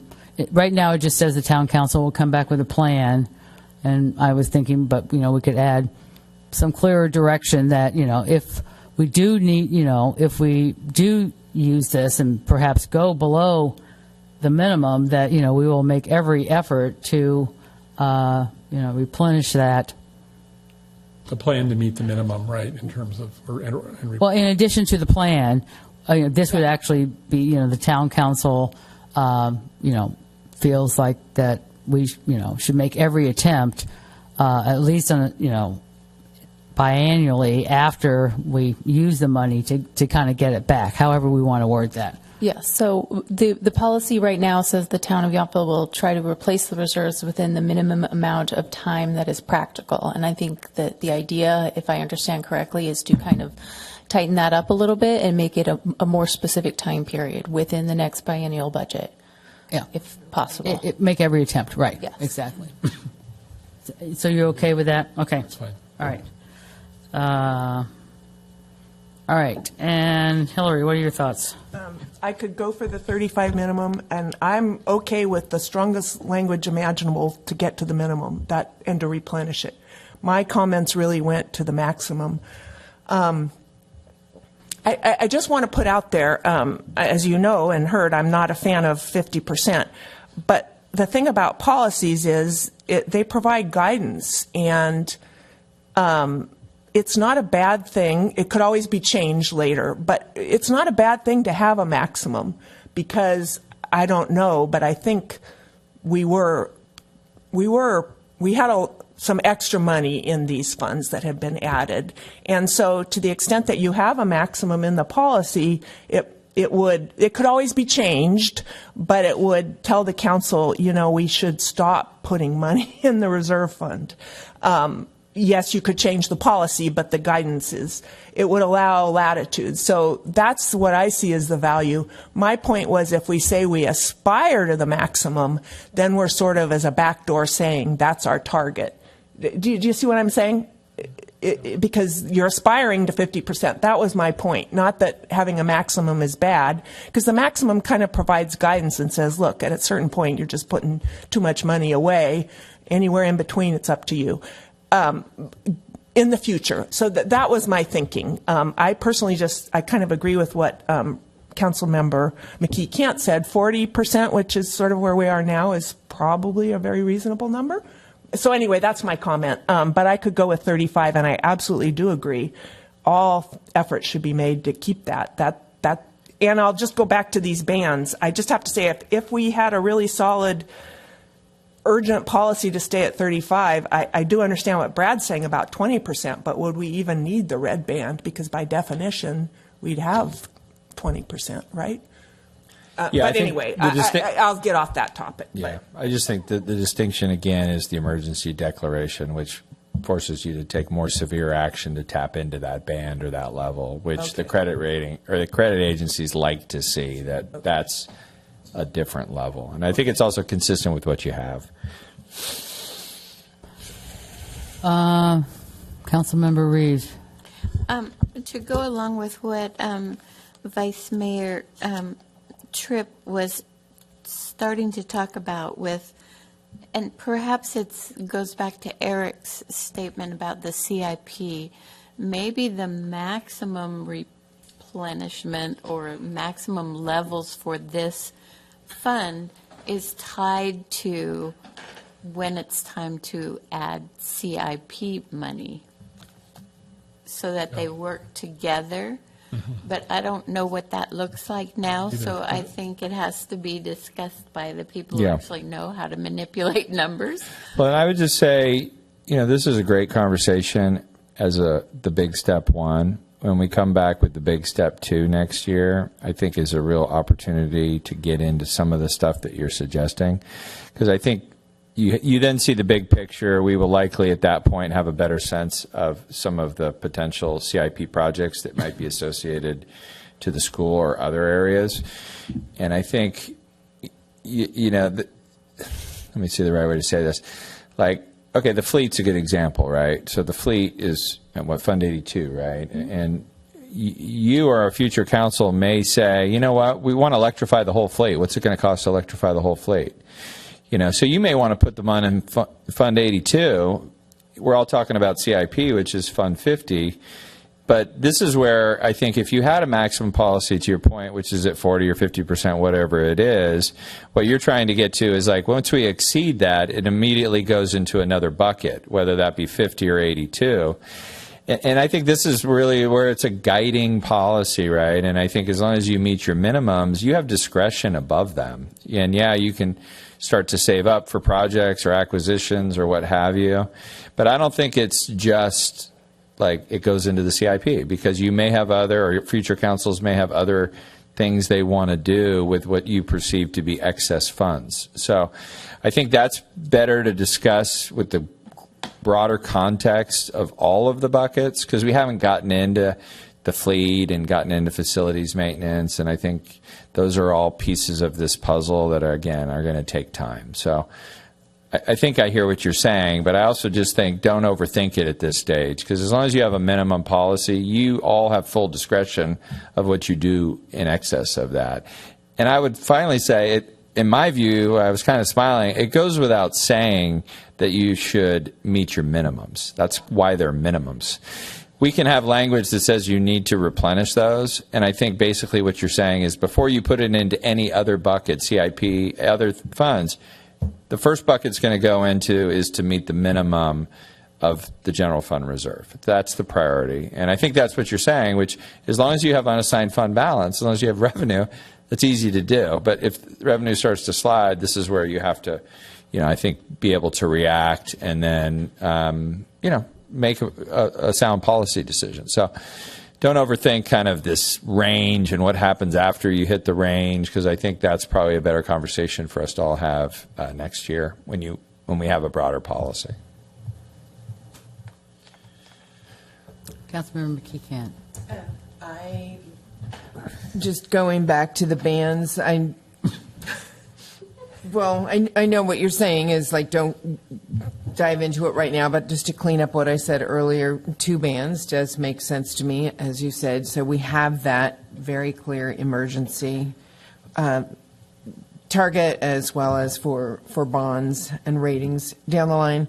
But getting rid of the word aspire, I think, was where we're all tripping. And so to say it would be ideal if revenues allow, priority should be giving to or may be given to expanding balance to maximum target based on other budgetary needs. So we direct people to try to go there, but to also allow that flexibility.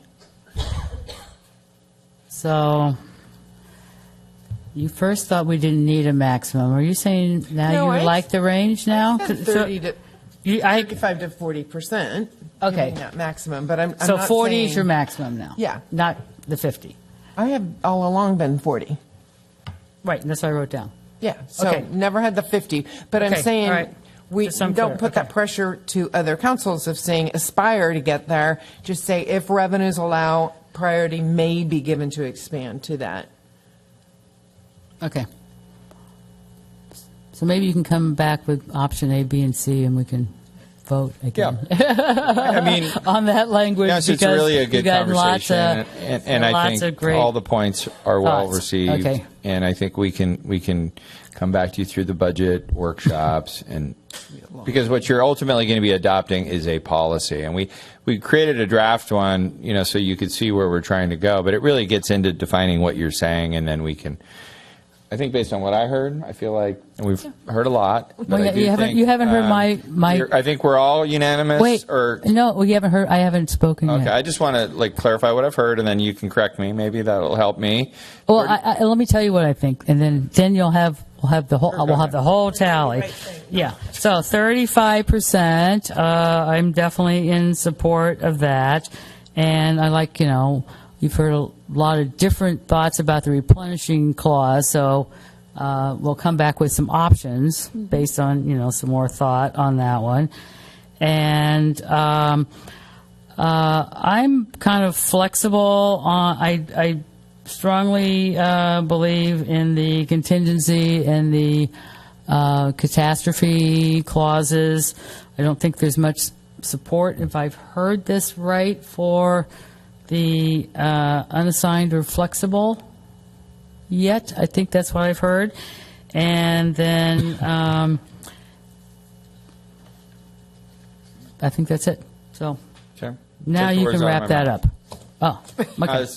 I generally was going to say what I've heard is two. I'm going to use the word level.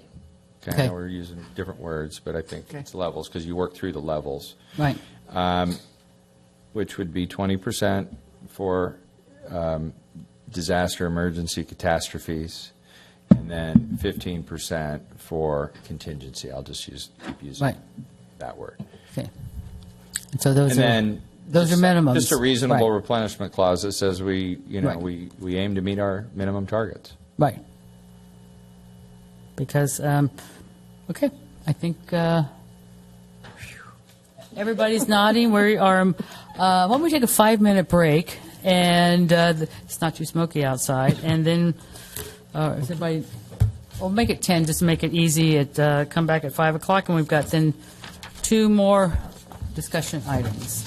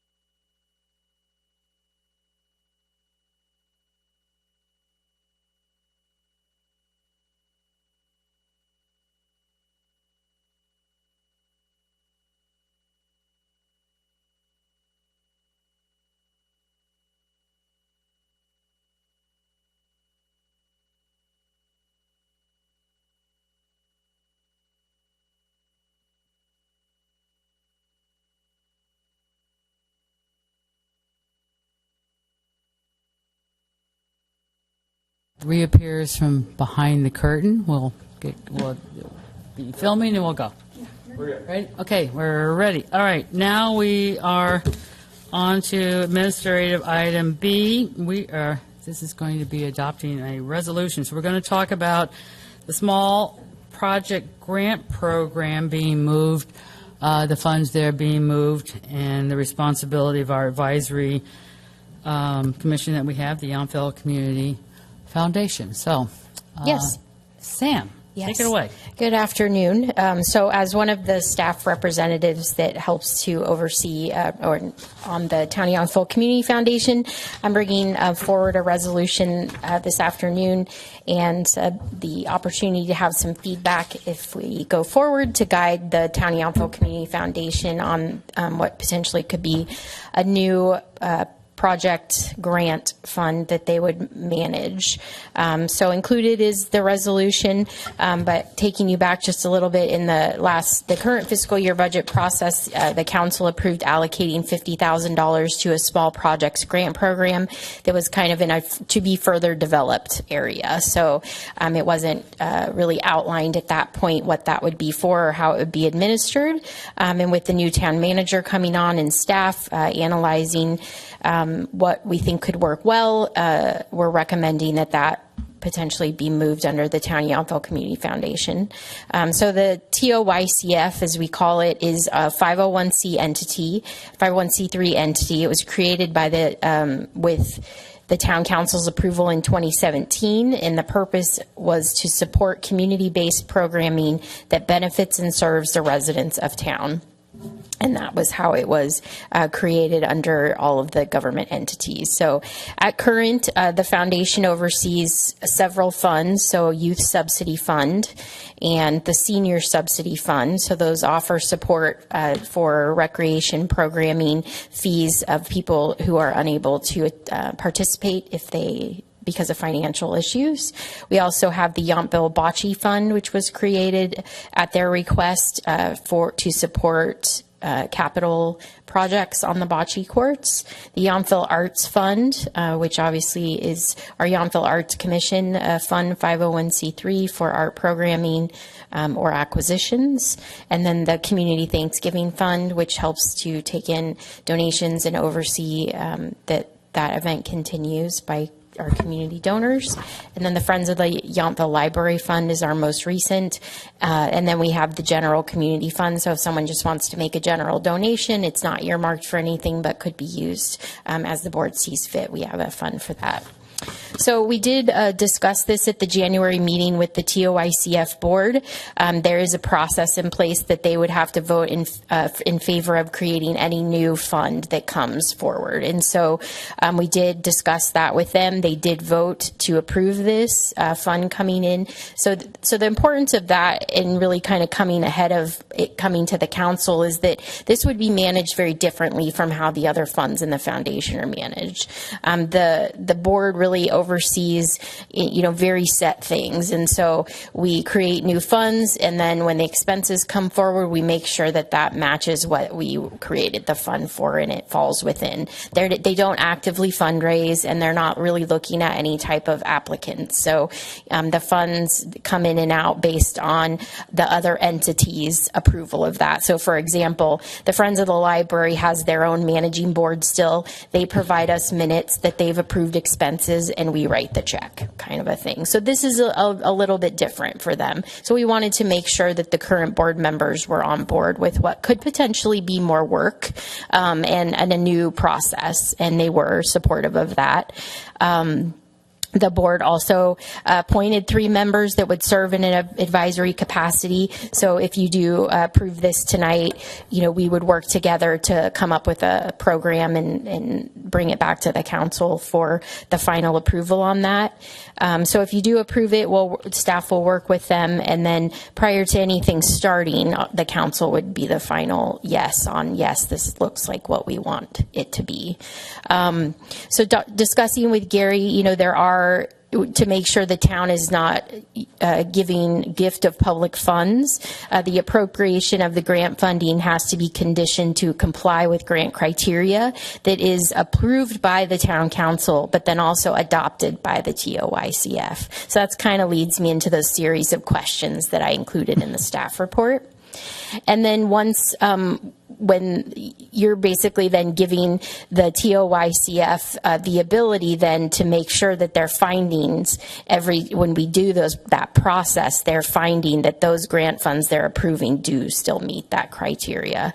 And the criteria and description of public purpose is really what we have to focus on. And that specific description of how we are going to term public purpose will come out of our discussion today, hopefully, and then as we move forward with the final. So I asked a series of questions, and these were just as I was reviewing how other 501c3s kind of operate, in what are the questions out there that we would want to make sure and cover. I think it's great to get ahead of it a little bit. So I think I'm repeating myself, but my vision is to get some feedback from the council so that I can be more effective when we're meeting as a subcommittee with the foundation, and so that they're clear what your vision is for this month. And so then as we're building this program together with all of the outlines, if you've seen grant applications, you want to be really clear up front what you can and can't do with the money. And then also the questions that we need to answer in order to make those findings before we recommend that something be funded. So I picture us taking your feedback this afternoon, meeting as that small subcommittee, really coming up with those documents and then bringing it back to the council to approve or give feedback. And I hope to be able to bring that back in May so that we can really kind of tee up that our first grant cycle could open in July of 2024. And it really would be for people looking for funding, most likely for calendar year 2025, because you really are operating kind of, far in advance so that entities know that they have the money to do what they want to do. So, Mayor, really based on however you want to approach it, I can ask the questions and individually and get feedback, or if we want to just go around, or I'm not sure what you think. Okay, so what I was thinking that, council may have questions, but, everyone has your staff report and everyone's read it and they have kind of the list of questions. So why don't we... whoever wants to turn on their light first in whatever order, or I'll call on you. Just, if you have any questions, that'd be a good time to ask staff and go through each one of the bullet items and kind of give your feedback. Then we'll go and take public comment. Then we'll come back and make a proposal, because there is a resolution. Yes. Which doesn't really include this. This is what, kind of a separate thing. So, yeah. And then we'll come back for that. Does that sound okay? That sounds great. All right. Councilmember Knight would like to go first. Thank you, Mayor. Thank you, Director Holland, and Samantha for this report. I think, I'll say it later, but I just think this is just a great opportunity. I really appreciated council last year setting aside money for a small projects grant program, but staff coming back with this plan to really activate it through the Community Foundation, I think is just a great plan to just create sustainability for this moving forward, and a great project for the Community Foundation. So what I'm hearing, Samantha, is that the board has a certain bylaw, so a part of this whole process in terms of creating a criteria is probably reviewing and recommending changes to the bylaws for the Community Foundation? No, I don't think so. This falls definitely right within the bylaws. It would really be creating the new fund, which they already approved, and then under that fund would be creating the criteria of the expectation of what that money can be used for. Okay. Yeah, so their bylaws would not need to be updated. Okay. I guess where I was going with that is one of your bullet points was applicants must be a 501c3 nonprofit or apply with a 501c3 fiscal agent. And my general perspective is that I really want to allow the Community Foundation Board to have the most flexibility to propose how these grant funds or just generally programs in the future will really promote the opportunity for encouraging community and maybe business matching funds, to create, I see the funds that we're putting in here as really a seed for an opportunity for the community to continue to invest in projects in town. And so what I was thinking is if a resident came forward with a great idea but wasn't a part of a 501c3, could the foundation become that fiscal agent for a resident's idea? And in that case, would maybe the bylaws potentially have to be changed? Anyway, Sorry, it's a question. I'm thinking It's a question for you to through. consider. I don't know. Yeah, I think that would actually kind of enact a level of responsibility as a fiscal agent that we may not be ready for. For example, when I, before Yountville Arts, before the Town of Yountville Community Foundation, we applied with a grant and the museum was our fiscal agent. And you are taking on a level of responsibility for the project itself when you do that. So I would probably need to think that through a little more and maybe confer with Gary on. Anyway, just an idea to throw out in terms of as you were thinking about it and the board's thinking about it. In the past, we've funded, I know in the past there was some small grant project funds where we funded resident ideas to improve the community that really served the public purpose and public interest. And I don't know if there's a way to continue that through Community Foundation. Those bullet points, that one has a question mark. That is definitely up for discussion by the council. You don't have to require that someone who receives grant funds under this be a 501c3. It's pretty common, but that's not something you have to do. So you can definitely talk that through. And I guess as I'm thinking your specific question about acting as a fiscal agent, for example, if the community Thanksgiving dinner was an applicant, the foundation would in turn be acting as their fiscal agent because we already hold that fund. So it might be something where we have to create an agreement with the grantee because we create an agreement with, for example, the Community Thanksgiving Fund or the Friends of the Library.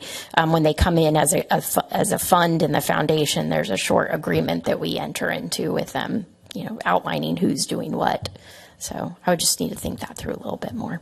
I think I appreciate your, throwing this out and you responding. And so it just goes back to where I really encourage providing as much flexibility for the board to run these, to put these ideas up on a board and think about them and propose ideas back to council. I think there's a lot of opportunities, and it's just a great opportunity. I think having the Community Foundation do this is going to be a great benefit for the community. So thank you.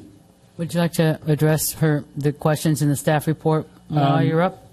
I guess maybe the issue is that we leave it open that we don't need, the person doesn't have to be a part of a 501c3 if that creates some more flexibility. Beyond that, I read through your criteria. I'm more interested in what the board suggests, and if they have other ideas or different ideas, then bring it back to us. But I like the bullet points you presented, and I don't have any disagreement with any of them. Okay, thank you. Councilmember Reeves. I just wanted to clarify that first point. Applicants should be a 501c3, or they should have a fiscal agent that is a 501c3. Is the Arts Commission a 501c3? Or They are under the Town of Yountville Community Foundation, so as an approved fund already, they would be considered. Yeah.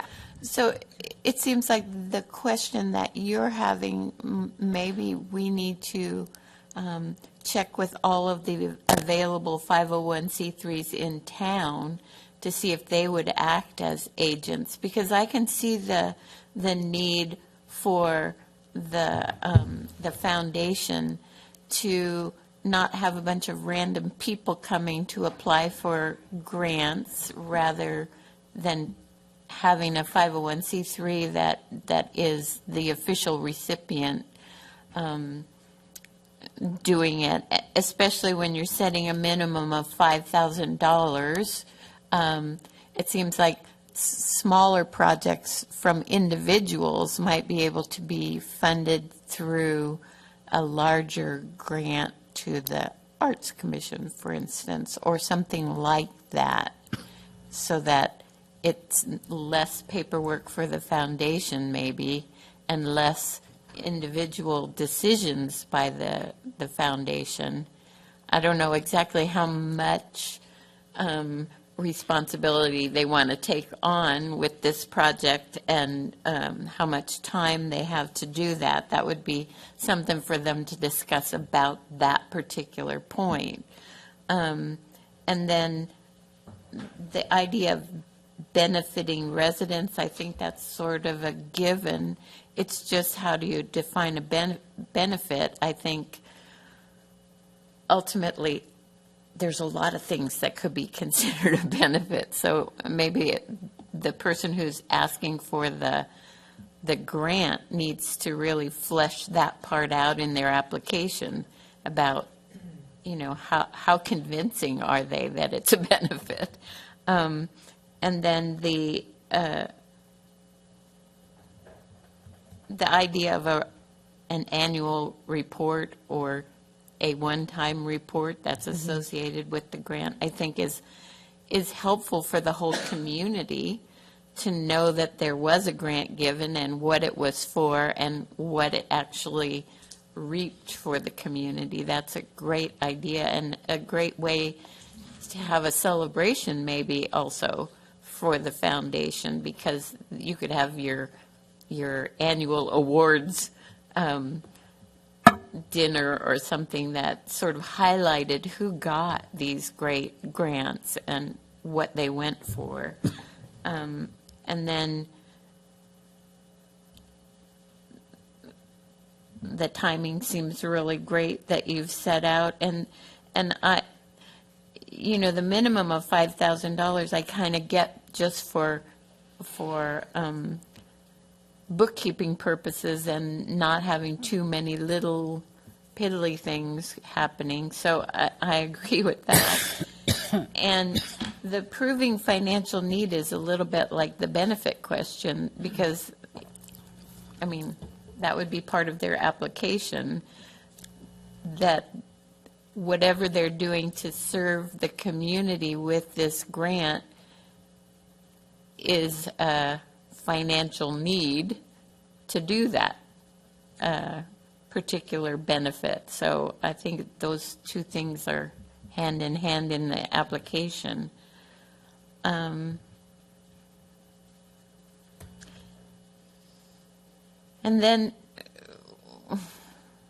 the whole idea of how do you divvy up what the funds go for is also, I think, a difficult question, because if it is a 501c3, they do have overhead expenses, and maybe there's a magic percentage that is allowed to go to overhead administrative costs, like, I don't know, 15% or something like that, and then the rest has to go into the actual finished product or program or whatever that is, which could include money that's reserved for the actual doing of it, the labor cost. And then, and I think that applicants can be anyone, existing people or not, existing groups or not, but, and those would obviously benefit the town. And it could be for new and existing programs, I think, because with influx of new money, the existing programs would be new in a way. So I think it could be both. So that's the list. Okay, thanks. Vice Mayor Tripp. I only have a couple comments. I don't really need to answer all the questions. I'm all for the most flexibility possible in terms of the people writing the the grant criteria. And I do agree with the idea if we can get away from requiring that they be a 501c3. And it seems like maybe we could, because we do have funds right now for a couple entities that I don't think are 501c3s, like the Bocce Club, and you mentioned you have an agreement with them. And of course, I think it goes without saying in the selection process, you kind of want to get a feel that you're dealing with for real people so that you're not put in a bad spot of handing money over to people. And I like the $5,000 minimum. And I don't really have an opinion on whether it should be for wholly new things or different groups. I think really the committee should be engaged and decide that that's really a good thing. I generally do agree if we can avoid I really like public giving that goes mostly directly to the activity and not administrative overhead. And that's why I like, for example, the food bank.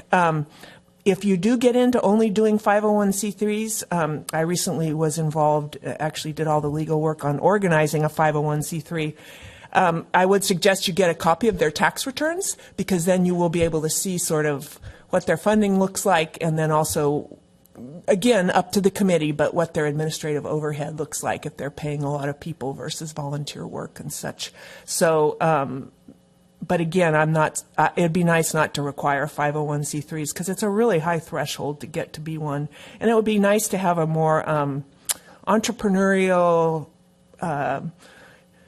just more flexible program. So those are my thoughts. But I think overall it's a great idea, and I'm really tickled. And I know we had that small project grant before. I wasn't on the council, but I know those wine barrels with books appeared and such. So I know we have some precedent of giving funding out to I'm guessing those probably weren't 501c3 organizations, but they were really cool projects. So flexibility to me is really important. Councilmember McKee Cant. Thank you. Flexibility is also high on my list, so no to the requirement of the 501c3. And I'd like to emphasize kind of that the funds could be seed money for startups based on local interest and public benefit. We may very well, if we are to acquire the school site, have some space, like for makerspace, where somebody has an idea for a business or a pedicab business or something small, and they prove that it can be a benefit to the community and to the town as a whole.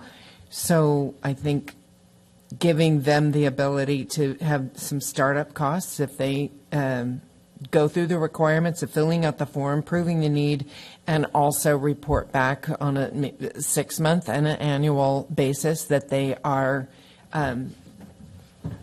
spending the funds in an intelligent way with integrity and showing returns. So as far as the expenses, I read that question a little differently. I mean, I think is the expenses for the administration for our community foundation time? No. Okay. So I've seen. It kind of goes back to what Council or Vice Mayor Tripp said. It's some entities, when like, you really dig down, it's like you make a donation and 90% goes to administrative overhead and 10%. So, no, we would not want that. I also wonder, I mean, if we could use some of the funds for education. We might very well have an organization start up that wants to be a nonprofit that needs more, we could call in some coaching to help guide them along that process so they can actually form one. So that's it. I think some of the discussions that you've had regarding funding minimums had also been at $2,500. I could see why you'd want to bump it to $5,000 so you're not doing smaller grants. Yeah, that Brad's suggestion was really to look at that just because of the scale. We're not really equipped to do, $3,500 projects, and it's a lot of oversight. Exactly. Yeah. Okay.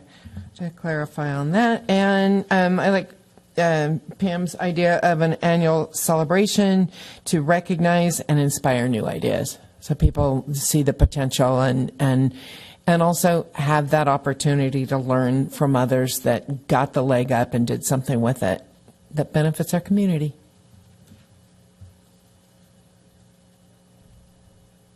Okay, as soon as Sam quits taking notes, make sure you get them all down. So I have one more question about the 501c3 physical agent. So somebody comes in and we give them, we'll start with the minimum, the $5,000 grant, but they're going to buy something for a few thousand maybe, and then, come back and ask for, 200,000, like 200 and then another 50 or something. Could they then sign on with the Yountville Community Foundation and have them be a physical agent to hold the $5,000 and come back when they need this amount and that amount of that money? Was that? I would probably say that we don't want to do that, Okay. Just because it becomes very, it's a lot of work on our end. Right. I think but that might still be the case if they have an existing fund in the foundation.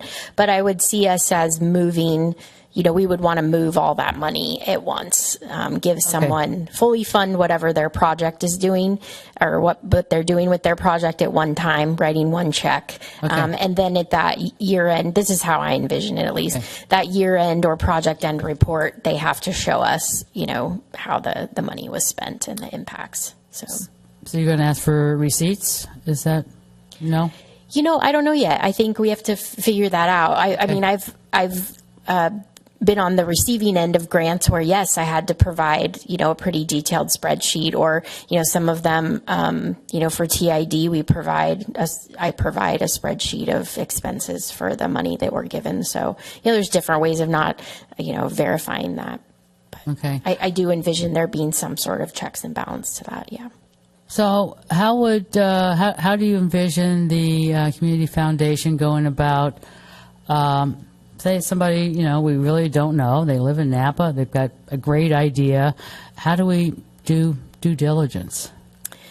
Yeah, it's difficult, but I think, part of it is what we request in the application, and then the validity of that. The difficult nature of not sticking with the 501c3 comes down to what you're saying, is that sometimes it can be difficult to verify, and especially if it's a new or not even existing something.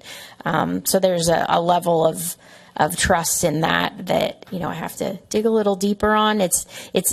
I'm trying to think, I went through a lot of things through the Napa Community Foundation. Obviously, they're probably our most robust funder in this type of area.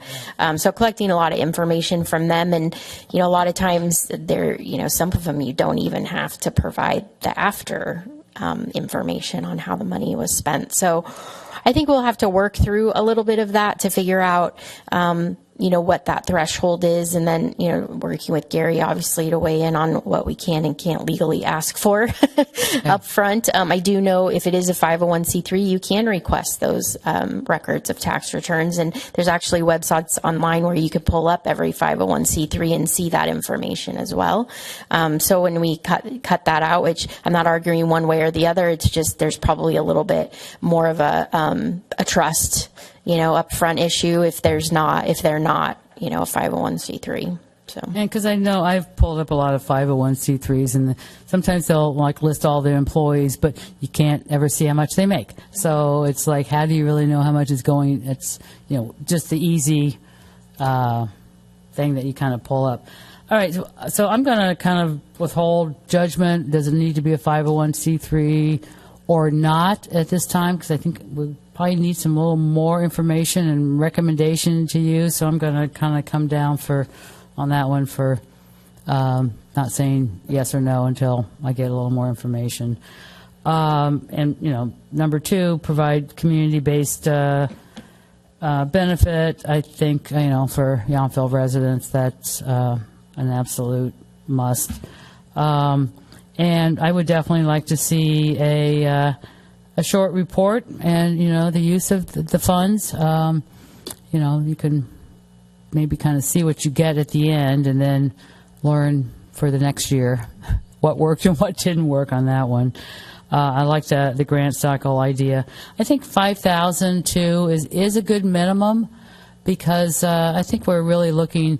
I know we did, I think they were called the Happy Grants before, and we did do a lot of little fun stuff. And we didn't drop the program. We just didn't really get many applicants after a while. So that's why it's kind of evolving, I think, here. So I kind of like that.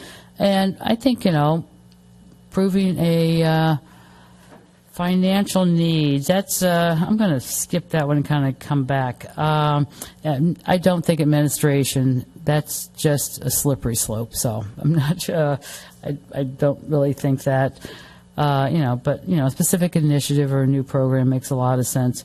And, and it's an interesting question about, the current groups within the foundation already. I certainly think that if they've got a new plan or insufficient funds to do something, I'm certainly open to them. But that's would kind of like be what I would ask is like, well, how come you're not using your own funds?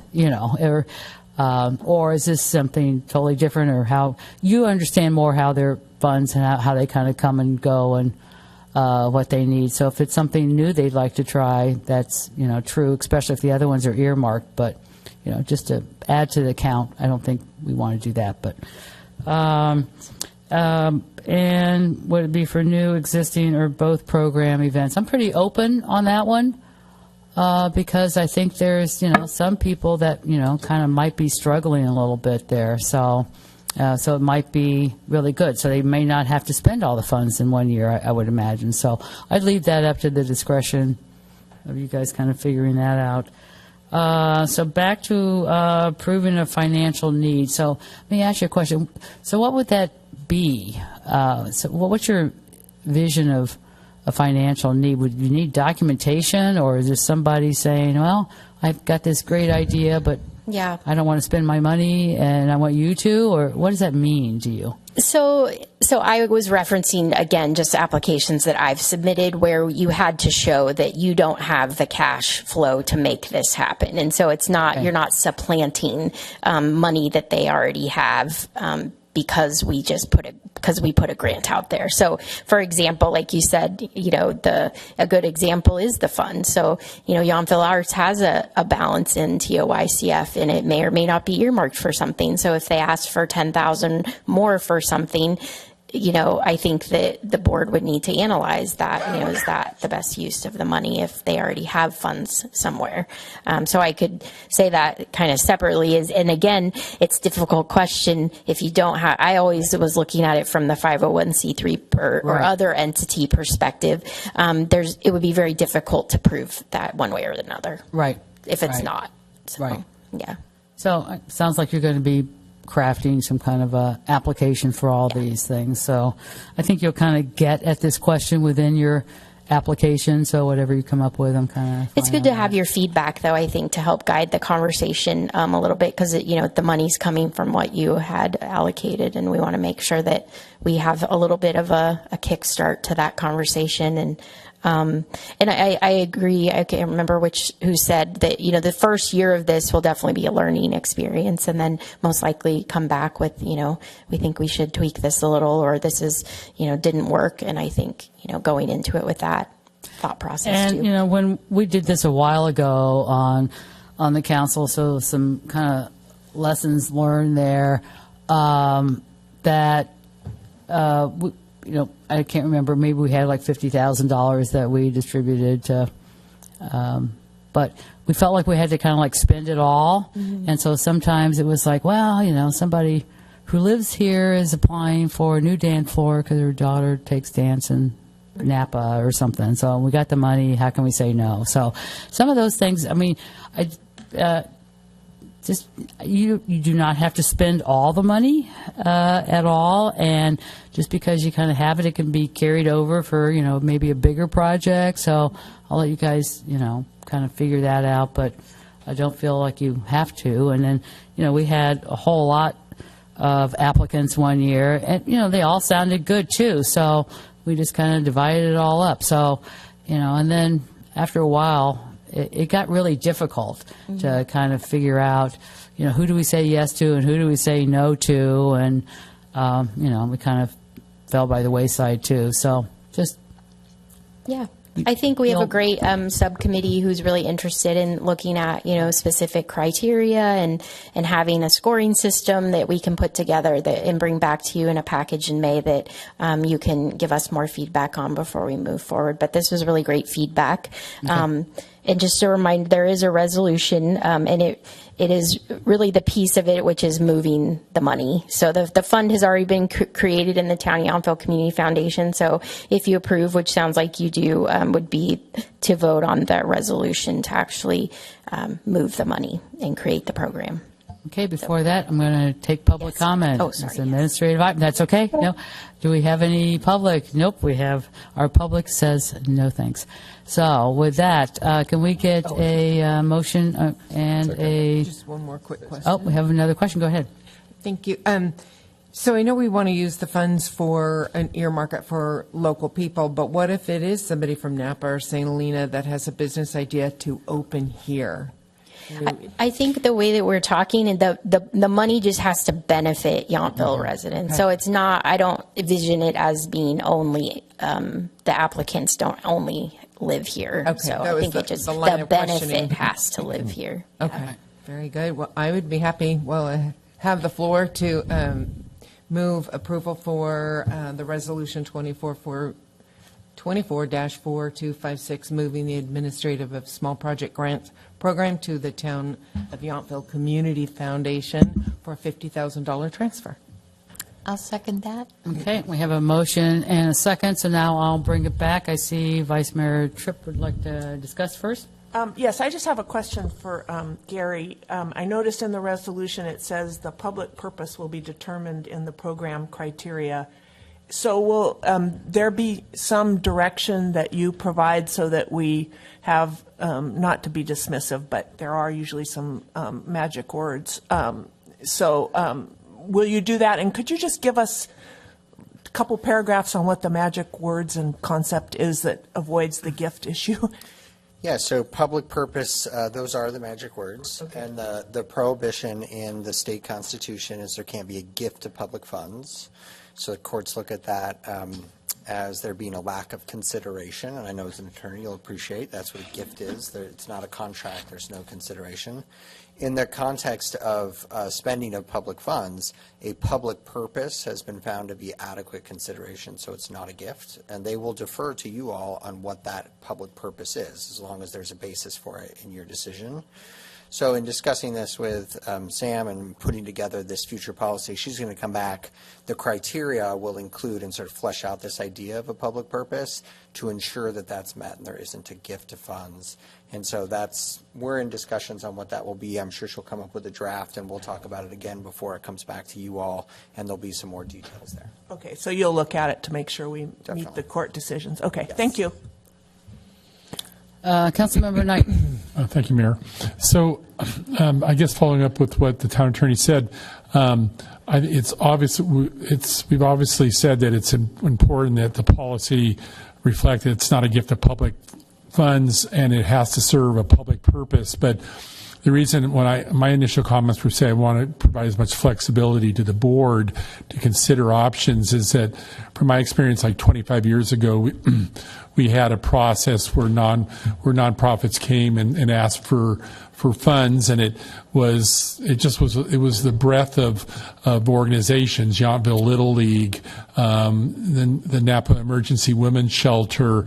Back then it was the Napa Valley Museum. But when we talk about serving a public purpose, it may be for a small contingent of people in a community, and they may not be Yountville organizations, but it served a public purpose and the process required them to come in and literally say, like in the example with Napa Emergency Women's Shelter, that they were helping in the last year a certain number, and they identified that number, not the individuals, but the number of people they served. And I just want us to for the foundation to be flexible to, in their discussion about serving a public purpose, that it's, there'll be maybe different groups that may benefit, but the overall community benefits from us maybe potentially funding one program within a larger organization that will benefit us. So that's just my final thought. Seeing no other final thoughts, would you like for us to vote, Town Clerk? Please go ahead and vote. All right.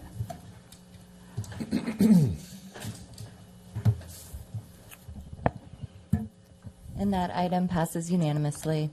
Okay, thank you very much. So for our last administrative item today, we're going to have a discussion and possible action regarding the formation of an ad hoc to develop a foodware single-use plastic ordinance for the town of Yountville. All right, I'll be introducing that item. Okay, great. This final item is the recommendation to establish an ad hoc committee to address the need for a foodware and single-use plastic ordinance that meets the needs of Yountville. Currently, Vice Mayor Tripp and Councilmember Reeves represent Yountville on the Napa County Climate Action Committee and have been working on this on a regional level. So we are proposing the creation of this ad hoc to be that will be able to address the needs of Yountville specifically. The staff report has outlined the anticipated responsibilities, and I'm happy to answer any questions you may have. Okay. Waiting for lights to go on, so Yeah. now There we go. now the lights can go on. So you have to hit your button because we turned them off for the no lights are on, so you have to hit your. I thought Eric wanted to go. That's right. No, I'm just following whatever lights are on. Vice Mayor Tripp. Thank you for the really nice staff report, and I liked the responsibilities. And I'll just briefly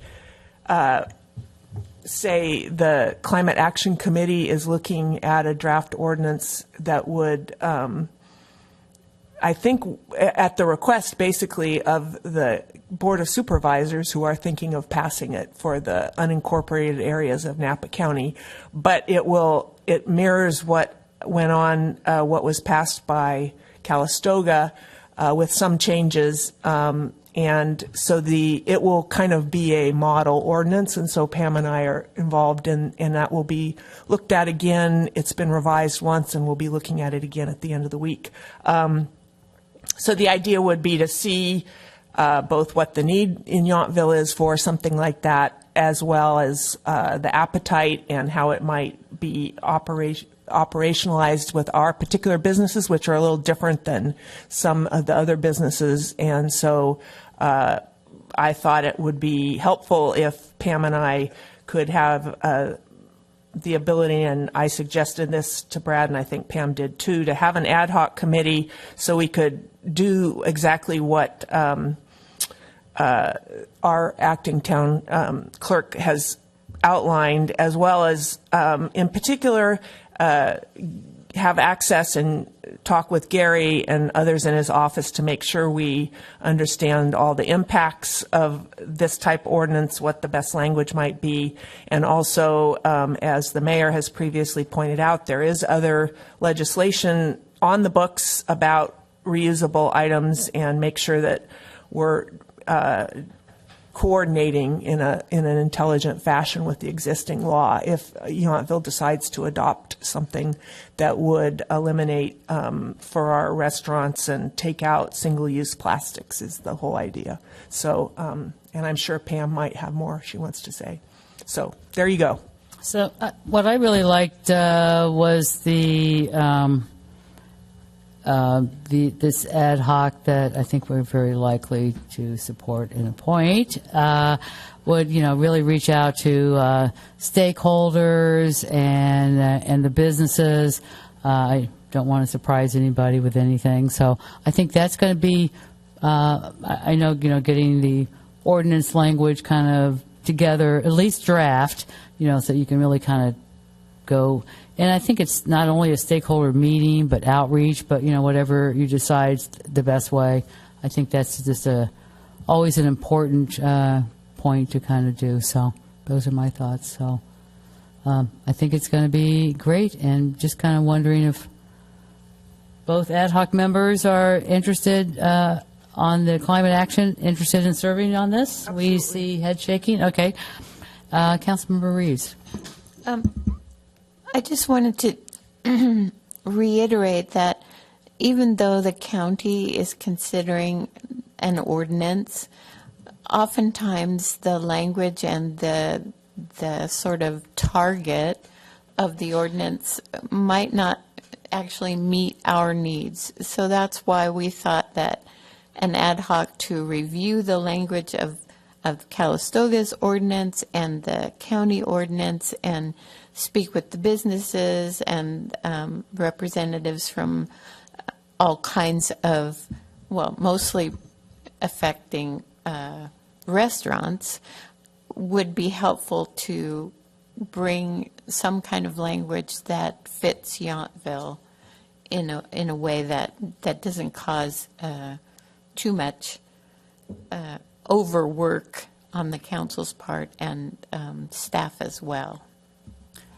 Maybe once you get this far, but maybe we can kind of come back. I'd be also interested to kind of hear about enforcement, because, and then we can kind of maybe tie that in with a JPA discussion with Upper Valley Waste Management, or at least, you know, with the company, because they'll be looking, in different trash cans and making sure that, or just however you think we need to enforce it.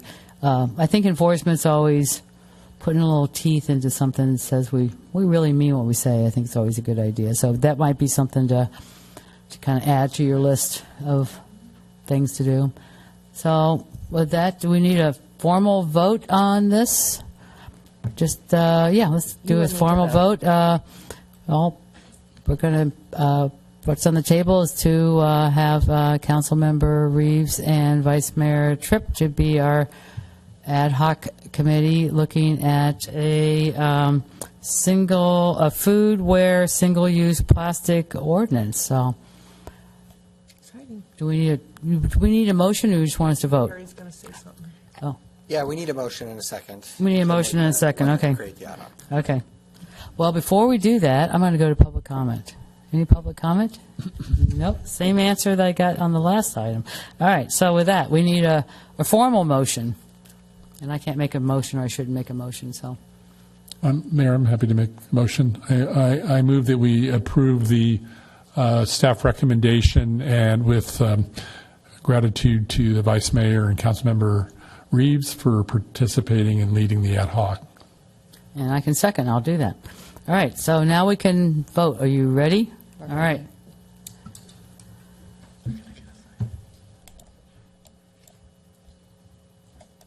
There we go. Come on, unanimous once again. Thank you, everybody. Item 12, staff presentation and informational reports. I see Brad Train on his button. Yeah, just briefly, as it relates to the yes site, I wanted to, as you know, we're in escrow. We're moving through the due diligence checklist, and so far so good. We have a number of meetings tomorrow, but we do intend to push out this week, and I'm looking at Hillary, who's not looking at me. I know we talked about it today, but we intend to push out at some point this week the open house announcement, which I know I keep saying 95% or 99%. So we're unless something crazy happens tomorrow, we're 100%. And the intended purpose of that open house is to be open in the multi-purpose room next door at the school site from 3 to 6 o'clock. As you've seen, the school district's been doing a lot of work over there to clean up the site and starting to look much better. And so this is an opportunity for the community to walk around the site, kick the tires, so to speak, come to the multi-purpose room. I will be there with others. I'm not really sure exactly whom. But no formal presentation, so really coming anytime between 3 and 6 is the same, and I can answer any questions.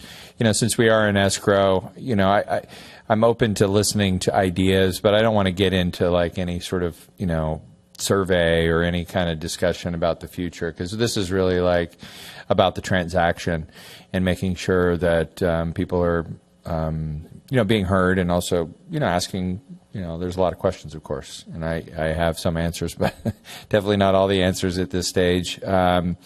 And it would not be a public meeting, and therefore, if any of you do want to come, please talk to me so we make sure that 3 of you aren't there at the same time. To obviously avoid Brown Act issues, but through Hillary, we will get the word out. So feel free to spread the word. And It was in the chamber newsletter. Yeah, I know. I heard. So this is why I'm off 95%, 100. But I'm also just trying to, and it's hard because there's a lot of things we're looking at. And if there is a red flag, then that's clearly something I would come and talk to you all about. And I think we're just working through the issues right now, so I feel comfortable announcing it, even though it's been announced by others. Yeah. There's a lot of activity over there, so it's exciting, and look forward to seeing who comes out, and obviously I'll report out to all of you what the results are at the April 2nd meeting. Thank you. All right, thank you. Now, let's move on to our council external meeting reports. Councilmember Knight. No, I don't have any.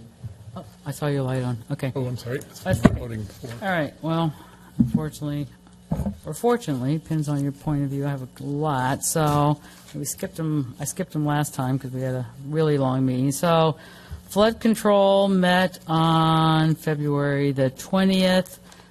We received a $2.5 million grant from the California Coastal Conservancy for the Napa River Enhancement and Public Access Project. So, as you know, we're doing the second big leg of the flood wall that's going down south in Napa. And so, as long as we had a big wall, we decided, well, why not make a little path so people could go walk down or bicycle down. So that's really going to help with that. The flood control also met this morning, and we got a presentation on water supply overall in our area and throughout California. We are at 100% or slightly above in most categories, so they're really expecting a pretty good allocation from the State Water Project, which we don't have, but in case we need Napa water, they get it, and so we'll benefit indirectly with that. The Sierra snowpack is about 95%. That last big blizzard that went through there dumped about 10 feet. That kind of took them from 75 to 90 plus, so they were very happy to see that. And also we got, speaking of the second phase of the flood wall, we're going to be, I think a lot of people think the flood wall is kind of done. That was like part one, and now they're doing part two. I think we've already seen a lot of benefits, especially in the city of Napa. So many places that were underwater. Couldn't even go to the movies. It was like all underwater for years.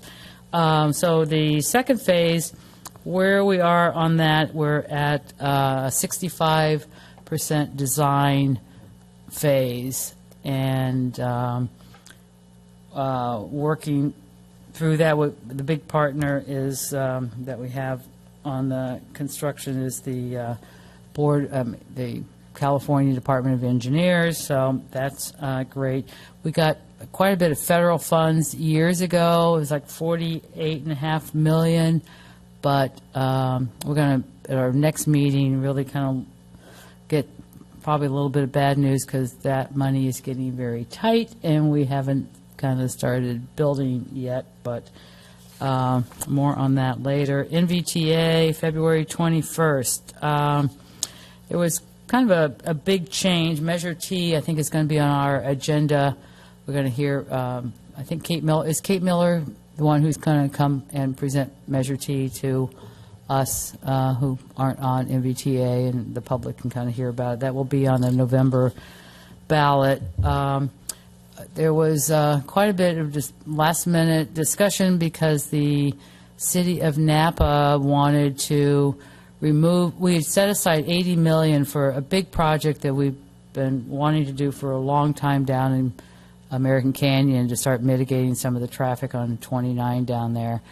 And a lot of budgets, ours, luckily it's a small number, they're really going to be, with the state budget cutbacks, and also with, not getting some of this, gas tax and those other kind of funds, it's going to have severe effects potentially on the county and the city of Napa and people that rely on quite a bit of that. So they were very concerned if we took aside, $80 million for the American Canyon project, that would really actually have a potentially negative effect on their budget in terms of the Measure T funds that come in, so they can do their normal streets and roads stuff that they do. So we agreed we'd cut that allocation down to $56 million. And another thing that came up, fare box receipts, there was a proposal, we're going to be voting on this tomorrow, they want, MBTA is recommending that we increase the cost, which is really, I'm really struggling with, from rides that from $1.60 right now to $2 each way. So that's going to be, and it's going out for a 30-day comment period. And and I asked the question, well, isn't this going to make ridership go down? They said, yeah, they're factoring that in. So I'm still a little bit on the fence right now. We'll see where I kind of come out tomorrow by 1:30 on that one. I've been pretty busy on CalAFCO as well. We've got a very big initiative on an ad hoc member of the board, which I'm on, to start modernizing CalAFCO.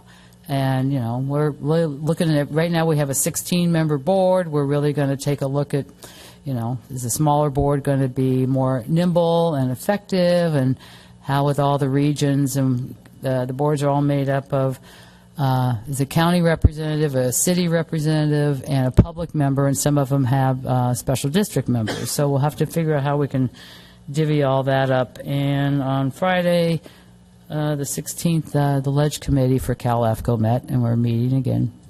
I think our next meeting's on Friday. So that's my updates on what I've been doing in my spare time. Councilmember Tripp, Vice Mayor Tripp.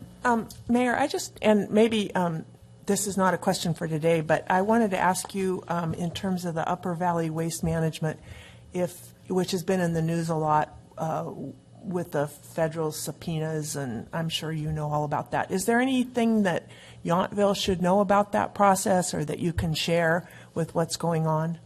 The FBI subpoenas to the that I think were issued to the Waste Management District. Well, Gary, is this something that you can comment on? Because, quite frankly, I know very, very little. Yeah, publicly not what's beyond in the news. Okay. So there have been records requests, and that's why it's appearing in the press. But because of the nature of the request and what's been submitted, can't really speak beyond that at this time. So no nothing that Yountville can or should be thinking about right now? No. Okay, thank you. And Yountville has not received a subpoena. That's correct. Can I ask you a question, Gary? Is a JPA considered to be a separate legal entity in the sense that there's no pass-through of liability to Yountville, or whether that be financial or, God forbid, criminal? It is a separate legal entity. So when agencies form a JPA, you can do it one of two ways, either to create a separate entity or not. In the case of Upper Valley, it is a separate entity. State law allows the parties to divide up liability amongst them in the JPA agreement, and that happened. So the JPA agreement that formed Upper Valley keeps the liability with them for their debts and liabilities, and not with the member agencies, which Yountville is one of several. Okay, so it's a good thing it's a separate entity from that perspective. Yes. Okay, thank you. And they have insurance. Even better. Councilmember Reeves.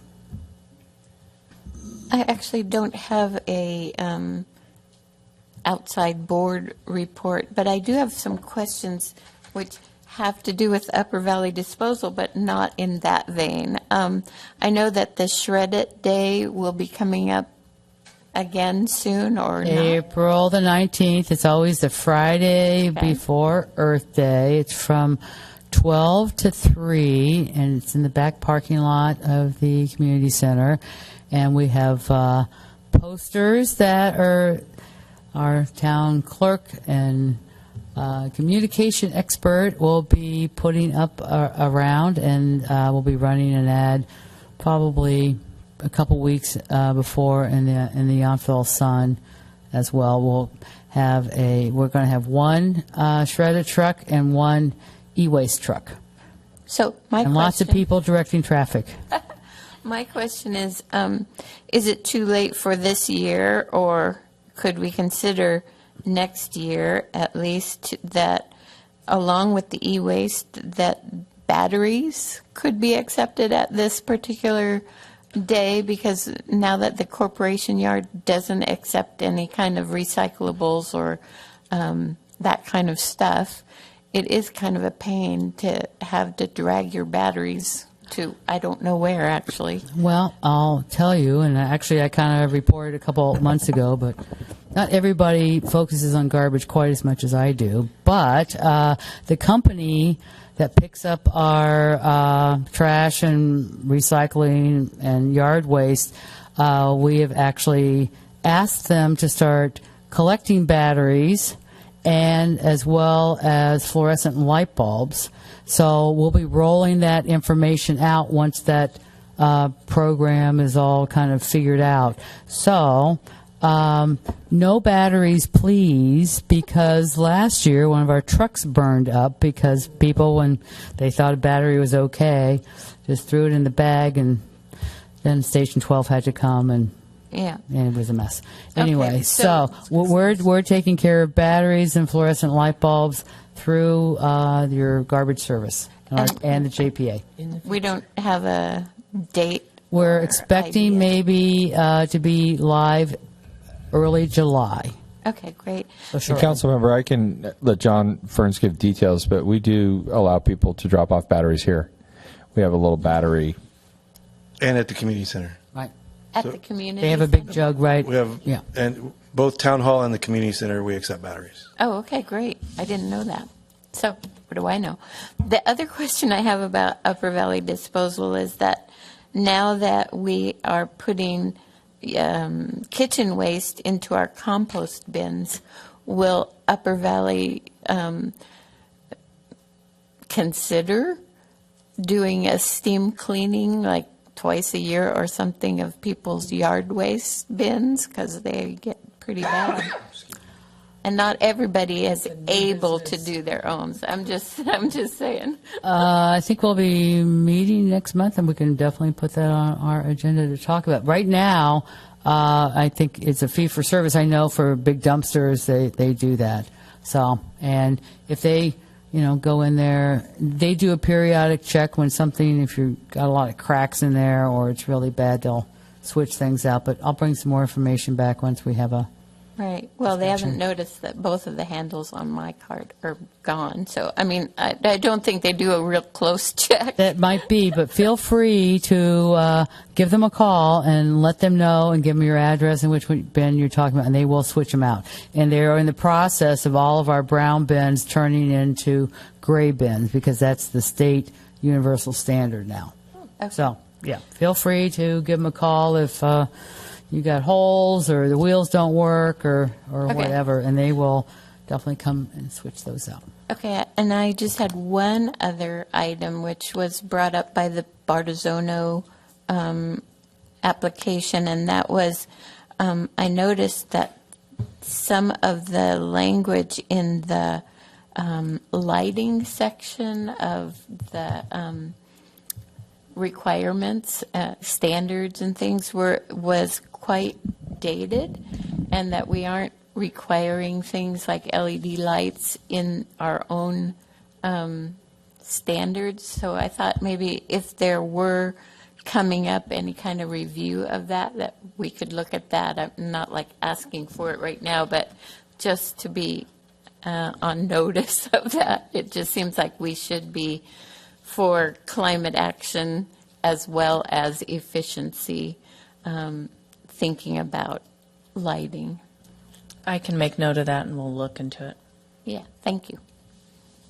I see no more lights on, so I am going to ask for a motion that we adjourn to our next regularly scheduled meeting on Tuesday, April the 2nd at 3 p.m.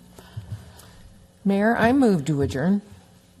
I second that motion. Okay, we have a motion by McKee Kent and a second by the Vice Mayor. You want us to vote? We're flashing here. We're going to vote.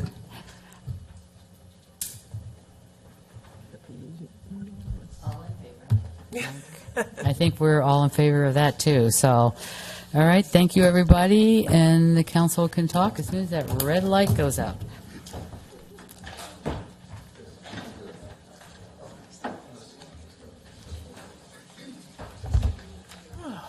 I thought it was going to be a short meeting, but oh, yeah, it's Murphy's Law. Good night. Sorry.